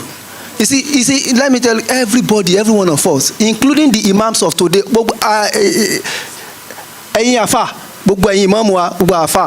get what I'm saying? Because tó o bá ké ìta ó ṣeé ṣe ká máa tàmọ́lẹ́mọ́là nínú àwọn nǹkan kan tó yẹ pé àwọn èèyàn kan máa wò pé kí ló ń ṣe àwọn ilé àdàbí pé àwọn underprice kéwú làwọn yìí náà ké. I was in a program, full white men. Most of them ẹlòmíràn kí nínú Christian ni wọn. So when we were designing the program, the schedule, I didn't put prayer time because why? Èmi àbí méjì mẹ́ta ni Muslim, so I cannot because of that láti alter schedule. What I did was that I asked the person hosting us, is there any mosque around? He said one is there. So the first day, nígbà mo rí pé a wà ní break, mo lọ kírun, mo kí zuri àti asiri pọ̀. Do you know what I'm saying? Nígbà tó wá díjọ́ kejì, ó rí pé mi ò lọ kírun because at that period, session yẹn ti tough, I cannot leave. Mo dẹ̀ ti dání ẹ̀ pé màá kírun mi papọ̀, yóò lè jẹun ẹ̀ pọ̀. Tó bá wà ní strategic meeting, bẹ́ẹ̀ mo sọ fún ẹ, that's what he is trying to tell us. You can o lè ṣe àdọ́wù sọ́lát kó rárun ráyè níbẹ̀ yẹn for a purpose wípé tí n bá fi àárín yẹn lẹ̀, do you get what I'm saying, nǹkan lè bàjẹ́. So you have a solution, a way out. Do you get what I'm saying? Stand your ground. This is part of the rule you have to put. Tẹ́ ẹ bá ti ní kírun bí àfa ẹ̀ máa lọ. Ẹ rí àwọn mùsùlùmí tẹ́ máa gbà tí wọ́n máa obey nǹkan tẹ́ prepare fún wọn yẹn. They will take it, they will do it. I'm telling you the truth. Assalamu alaikum wa rahmatullahi wa barakatuh. I'm going to hand over the microphone to the MC. Unfortunately, we will not be able to go for the breakout session because the time is fast spent. And but tó bá di ọdún tó ń bọ̀ pẹ̀lú ògo Ọlọ́run ẹ lọ session o. So, but for our interaction, we have gained a lot of things. Some of us, we have put down some critical points that will help us. And inshallah, we are going to send a communique out of this. And our communique is going to put together now. How do we do that? If you subscribe to all we have had here as a point for action to set up the moderation center. You can see everything we are discussing about moderation. If we had been able to, if we understand moderation as part of Islam, if you look at that ayah, sir, ayah olowa no Quran, wasatan kinikan. Watasimu ko muso. Wakazalika ja'alnakum ummatan wasatan. Wallahi tẹ́ bá lọ wo ayah yẹn, tẹ́ bá lọ sura yẹn. Ayah yẹn wà ní middle kini sura yẹn. Wasatiya gangan ó ṣó ńbẹ̀, àárín ló dúró sí. Bẹ́ẹ̀ni, àárín ni ẹ lọ wo verse yẹn, àárín ló dúró sí. So, Ọlọ́run fúnra rẹ̀ ó approve moderation. Do we all approve moderation as part of so that will be the outcome, the deliverables of this conference? That today, as we address the press, that the Muslims that have attended and participated at the MUHHAMMAD ROSULULLAH annual conference 2024, we all agree that moderation is key to taking Islam and the Muslims to another level. Do we agree? That is a communique. Okay. Go back to then. I would like to, I would not feel good if I don't say this before we end this program. In fact, I feel like standing to actually say this. So I feel like I'm the symbol of moderation today, being the only woman in this panel session. And I really want to thank all the organizers for counting, not me, but a woman, a girl child worthy to actually be in this gathering. Today we are only going to give all the praises, adorations, and thanksgiving to our beloved Prophet, who has made today possible, the greatest teacher of all mankind. And may the peace and blessings of Almighty Allah be with our Prophet Muhammad sallallahu alaihi wasallam. I'd want to implore the organizers on behalf of my fellow sisters. We are very grateful for this. This is what we are actually preaching. We would like to see more of us by next year, inshallah. Thank you so much. Thank you. So next time, 2-2 la manger. So Sheikh Ali. Now, sallu ala nabiyil kareem.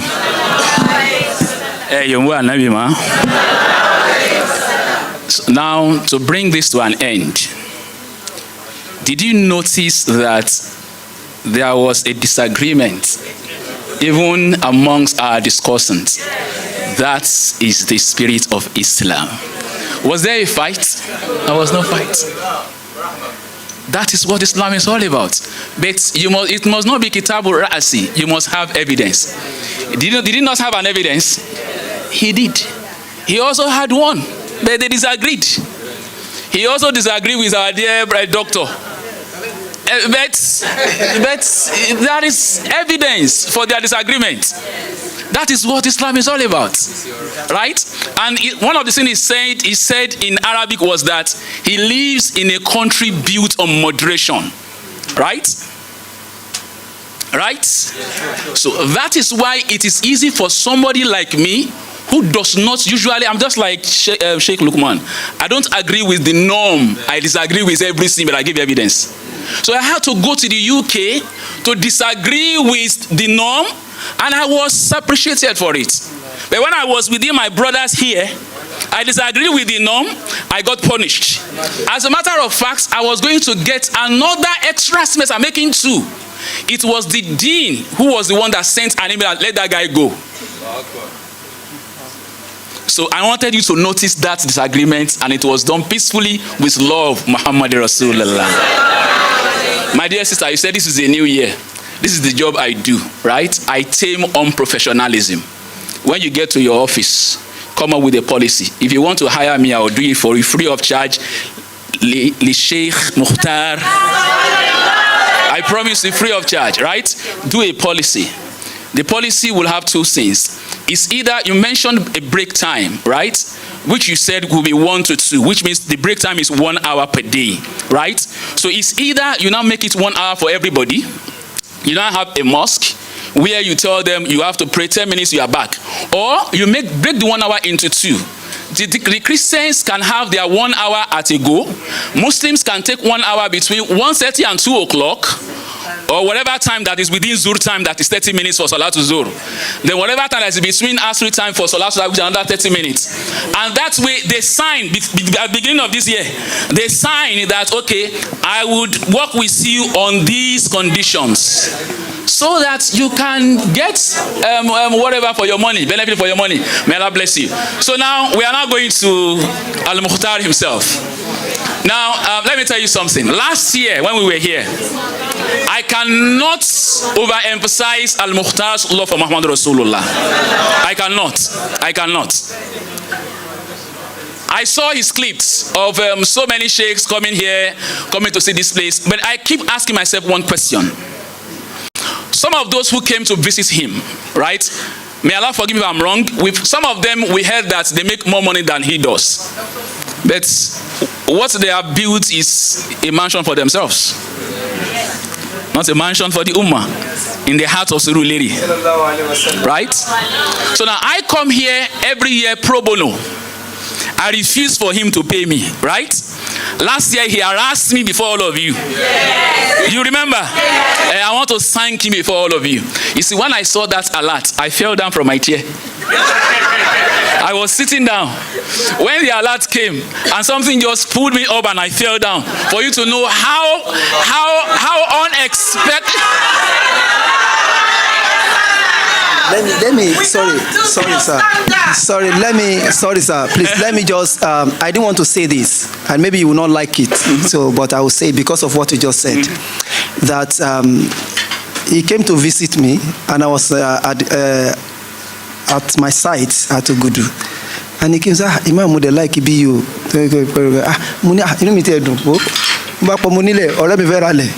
So arrangement. So he came to come and see the land, and we're about to visit. He said, okay, Mama, show you anything. Imam, he just called me and said, Imam, one mosque, and he diverted that money here. I want us to, I felt guilty. Do you get what I'm saying? If somebody like, do you get what I'm saying? You see, like he said, Elomi ni owo to le shele, but o ko gbotare no. Àmọ́ mo mọ̀ nǹkan dájú. Mo mọ̀ nǹkan o ní kọ́ ilé ìfọlọ́hun. Kọ́lọ́hun kó kọ́ less. You will not need a block with them. The house is there. They are going to pay for it and parking. Thank you. Ṣé gbọ́n tó sọ Al-Mukhtar àwọn fẹ́ bá wa sọ̀rọ̀ mo fẹ́ kẹ́ ẹ mọ̀ pàtàkì ẹni tẹ́ ẹ wá jókòó ti pé olódodo ni tó nífẹ̀ẹ́ Muhammad lórí òdodo ẹ̀yin mọ̀ ṣé wá rí ìfẹ́ tó pàdé lára wọn ṣé ń gbọ́ ìfẹ́ yẹn ọ̀nà mo rí lọ́nà mẹ́rin orí fídíò clip ni mo èmi ò kọ kí n send messages wọn yìí ń dá wọn láàmú yìí ṣe how are you, how do you do ṣẹkújọ mẹ́ta nǹkan mi ò kí n ṣe ẹbí wọn léèrè nọ́mbà wọn wà lọ́wọ́ mi nígbà tá a ṣe tọdún kan bóyá 2 or 3 years ago ṣé báyìí wọ́n fúnra ara wọn sọ wípé nọ́mbà mi rèé àmọ́ ẹbí mi pè wọ́n rí àmọ́ mo máa ń follow wọn káàkiri bí ẹyẹ báyìí lórí kílípù ni ṣó ti yé báyìí ibẹ̀ ni mo ti rí wípé lára tí ó gbé tó wà lára wọn bàbá wọn jẹ́ kan mbẹ̀ orí kílípù mo ti rí àkọ́kọ́ mbẹ̀ ó wà ní Maulana Sheikh Ibrahim Niyas ẹlẹ́ẹ̀kejì mbẹ̀ ó ní bàbá tí gbogbo ayé pè ní Sheikh Sharafuddin Abu Abdullah Muhammad Al-Busiri ṣé báyìí àwọn tó kó ara bàbá yìí nìyẹn ẹtù ṣe burúdà ní lọ́la ṣó ti yé báyìí èyí tí wọ́n sọ ń sìn tẹ́ bóyá tẹ́ ẹ̀ gbọ́yé ni wípé wọ́n fẹ́ ra lẹ̀ láti kọ́lé fúnra wọn ẹ gbọ́ ṣé Al-Mukhtar fẹ́ ra lẹ̀ láti kọ́lé fúnra wọn pé tọ́ èmi náà fẹ́ kọ́lé fúnra mi o ṣé báyìí wọ́n dẹ̀ ni wọ́n gbọ́dọ̀ sanwó lẹ́sẹ̀kẹsẹ̀ wọ́n wá ní ẹ má wọrí ìsẹ́ndì owó wọ́n wá délé àwọn tó ń kọ́ bá ṣe wá ní abẹ́rẹ́ nǹkan bá ṣe dára ń sìn yìí o Al-Mukhtar wá pe àfa yìí wípé tọ ẹ mọ́ bínú ìrìnra lẹ̀ yẹn mọ́ wọ́n ní ara nǹkan bá ṣe kíákíá ń fowó yẹn ra ta ló lè ṣe bẹ́ẹ̀ ní èmi àti yín ẹni tó fẹ́ bá wa sọ̀rọ̀ ń sìn nìyẹn ṣé ti yé báyìí now ẹ wá gbọ́ ohun tí mo fẹ́ sọ dáadáa ẹ wò wọ́n dáadáa tẹ́ bá rí wọn ẹ rí i pé wọ́n ju àwọn èèyàn kan tí bàbá wa Dr. Ashafa ti ń sọ látẹ̀ nǹkan ní rírí wọn ẹ rí i pé wọ́n ju àwọn èèyàn yẹn àmọ́ Imam Busiri ní ó ní akrim bi khalqi nabiyyin zanahu khuluqan bil husni mustamilin. Only how honorable is the physical appearance of Muhammad Rasulullah, just like him. He appears like him. Àwọn tí bàbá wọn sọ ládẹ kọ ẹ báwọn náà ṣe appear nìyẹn. Àmọ́ kò sí wa Muhammad kan báyìí lára wọn. Sallallahu alayhi wa sallam. Àmọ́ in tó wá sọ Muhammad wípé bí bó ṣe dáa tó ní rírì yẹn náà. Àmọ́ bil husni mustamilin. Bil bishri. Ó ní kálíkì rẹ̀ yẹn ó ní ó wà composed of ìwà dáadáa ó wà ní zanahu khuluqun ó ní ṣẹ́rí bó ṣe jókòó yẹn into beautify yìí wọn ó ní wa Muhammadu Rasulullah méjì wá pẹ́sára wọn khalikuhu wa khuluquhu méjì ló wá jàmọ́lá ló wá ṣe déédéé. tabibi qaribun al-siqami yatasma'u yuqabbiluni yawmi limuqaffa limushafa'u sallallahu alayhi wa sallam. arani zama jitu yawman محمدا يوما محمدا يوما محمدا يوما محمدا يوما محمدا يوما محمدا تحقق أعمالي كما أتوقع. mo ní sùúrù àbá. تحقق أعمالي كما أتوقع. ṣe rí bí èèyàn bá ti fẹ́ Muhammad ṣe nǹkan ẹnìyẹn nìkan ló lóun fẹ́ kọ́ ilé láàrin ọdún kan ilé tí ó gba gbogbo community mùsùlùmí. Muhammadu khairul alamina wasilati. òun ṣe Ibrahim sọ̀hún. Ataka khadimu. ìfẹ́ Muhammad lórí òdodo òun ló máa gbé gbé wá fún yàn. Ataitu bisinwi sheikh. Ataitu bisinwi thumma ali wa ilidati. Siraan wa hawla al-hashimi. Oh bala inna zil ardu to. Gbogbo ẹni mo mọ̀ wá. Bala. Inna zil ardu to Muhammad. Ibi tẹ́ ẹ wà ilé Muhammad ẹ dúró sí. Bala inna zil ardu to Muhammad. Wazaka kikun zaka salihu wa garkadu. Wazaudu aza kubahu wa bainaza wazaka muradul munamina Muhammadan Muhammadan Muhammadan ataka kadimu shaibu lifaudi mu'dima adukuru ali amukafaka fa innama ejan lọ síbi tó fẹ́ràn jama'atan wajudan aibatan wa jalala sallallahu alaihi wasallam jama'atan wajudan haibatan wa jalala wa absartu min za bahajatan wa jamala. bóyá ń tẹ́ ìtumọ̀ ní ife mọ́sálásí ìgbàgbọ́ lọ́dún yìí o. haibatun wa mahabbatun.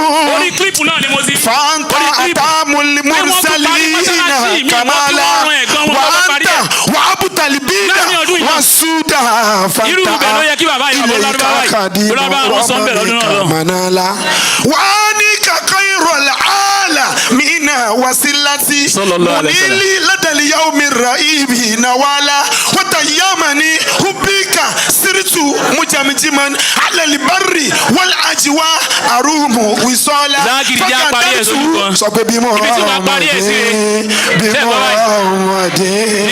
bí Muhammad ẹ jẹ́ bá mi dẹ́ fún sẹ́wọ̀ ẹ̀ dẹ̀ tó lọ Muhammad ẹ bá mi dẹ́ fún sẹ́wọ̀ bí Muhammad bí Muhammad bí Muhammad bí Muhammad bí Muhammad bí Muhammad ẹ yóò wá nábì Muhammadu bí Muhammad bí Muhammad bí Muhammad. wasitu bi rabbi jadali bil lataifi. وبالمصطفى المختار عين المعارف عين المعارف سوني المصطفى المختار رفعت الكل لله سيدي وواسطة المعمود باب اللطائف لئن سأت عني بالأمين مزاره فمشهاده في القلب ليس بصري.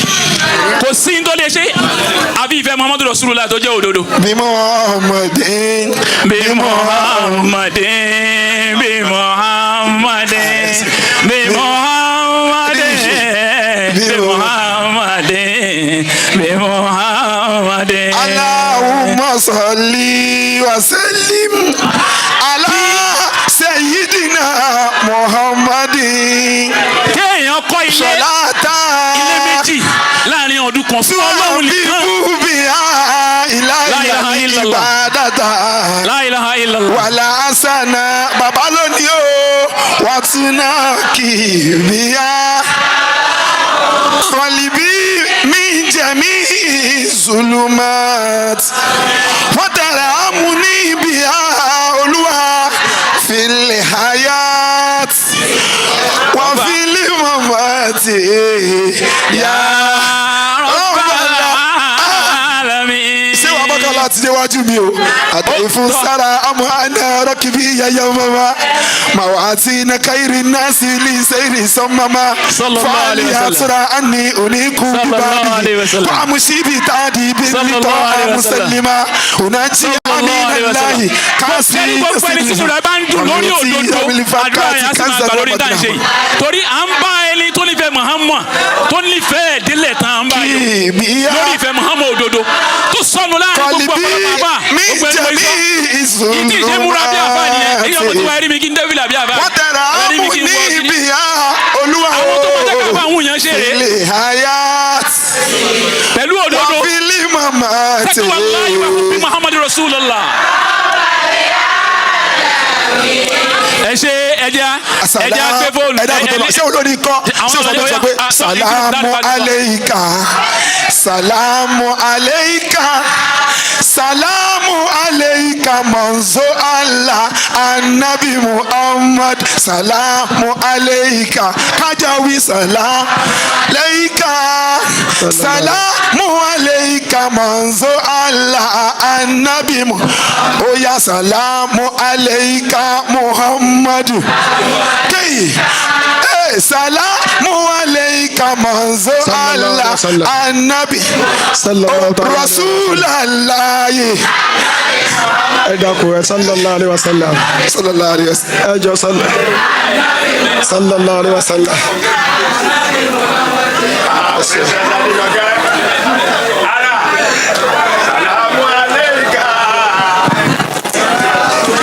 sallallahu alaihi wasallam. salamu aleika salamu aleika asalamu aleika manzo Allah anabi Muhammad salamu aleika salamu aleika salamu aleika manzo Allah anabi Muhammad oya ya Muhammad ya Muhammad Rasulallah Rasulallah Rasulallah Rasulallah Anabi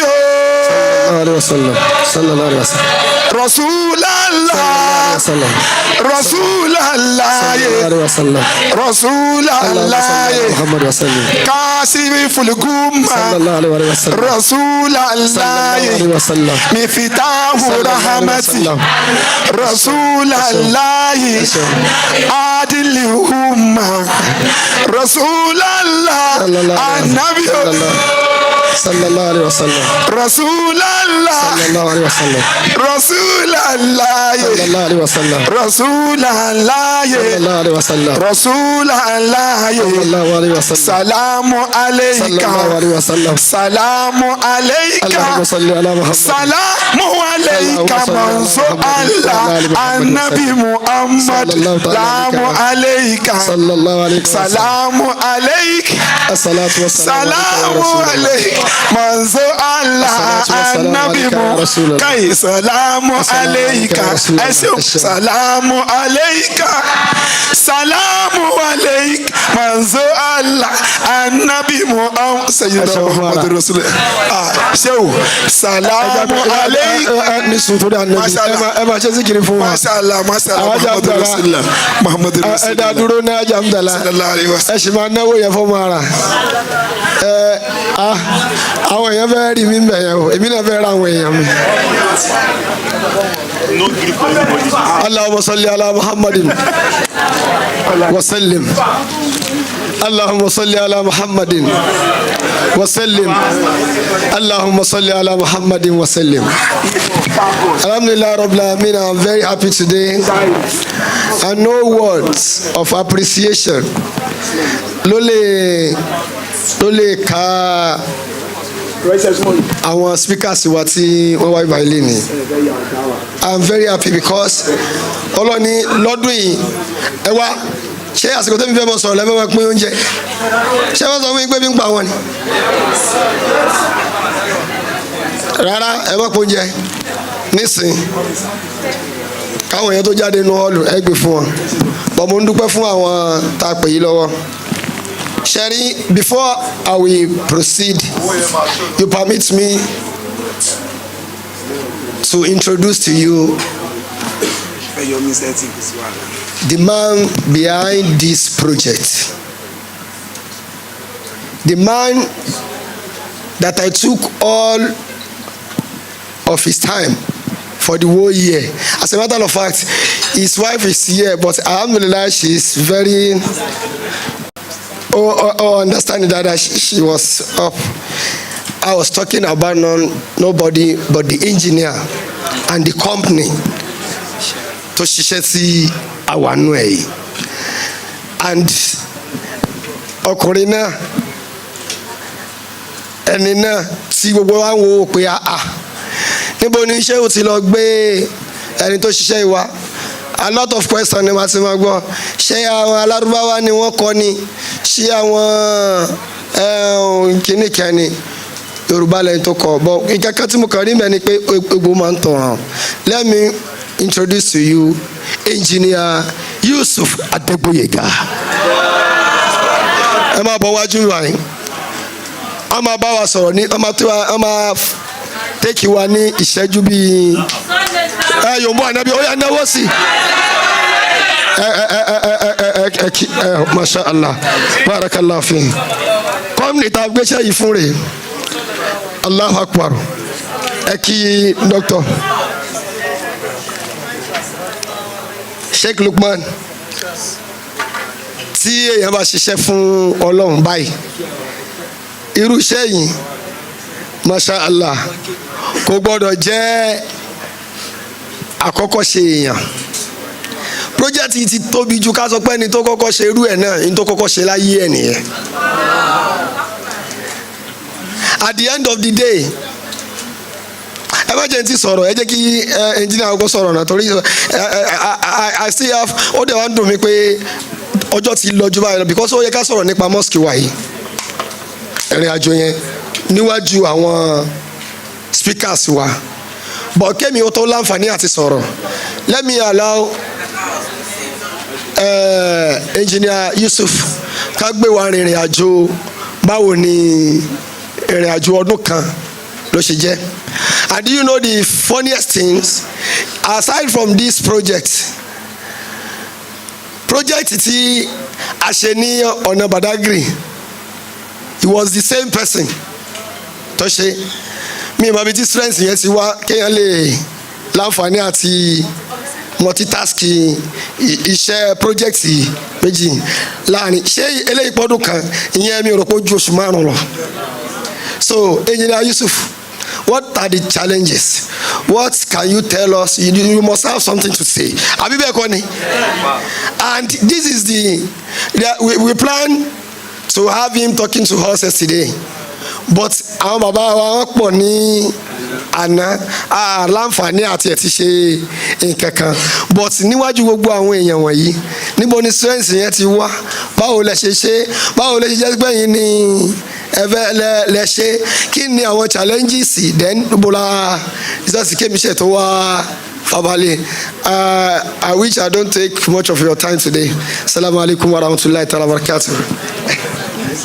حياكم الله. الحمد لله رب العالمين ثم الصلاة والسلام على نبي محمد صلى الله عليه وسلم. اللهم صل وسلم على نبي محمد صلاة تحبب بها إلي بيادتي والحسنات وتناكي بها قلبي من جميع الظلمات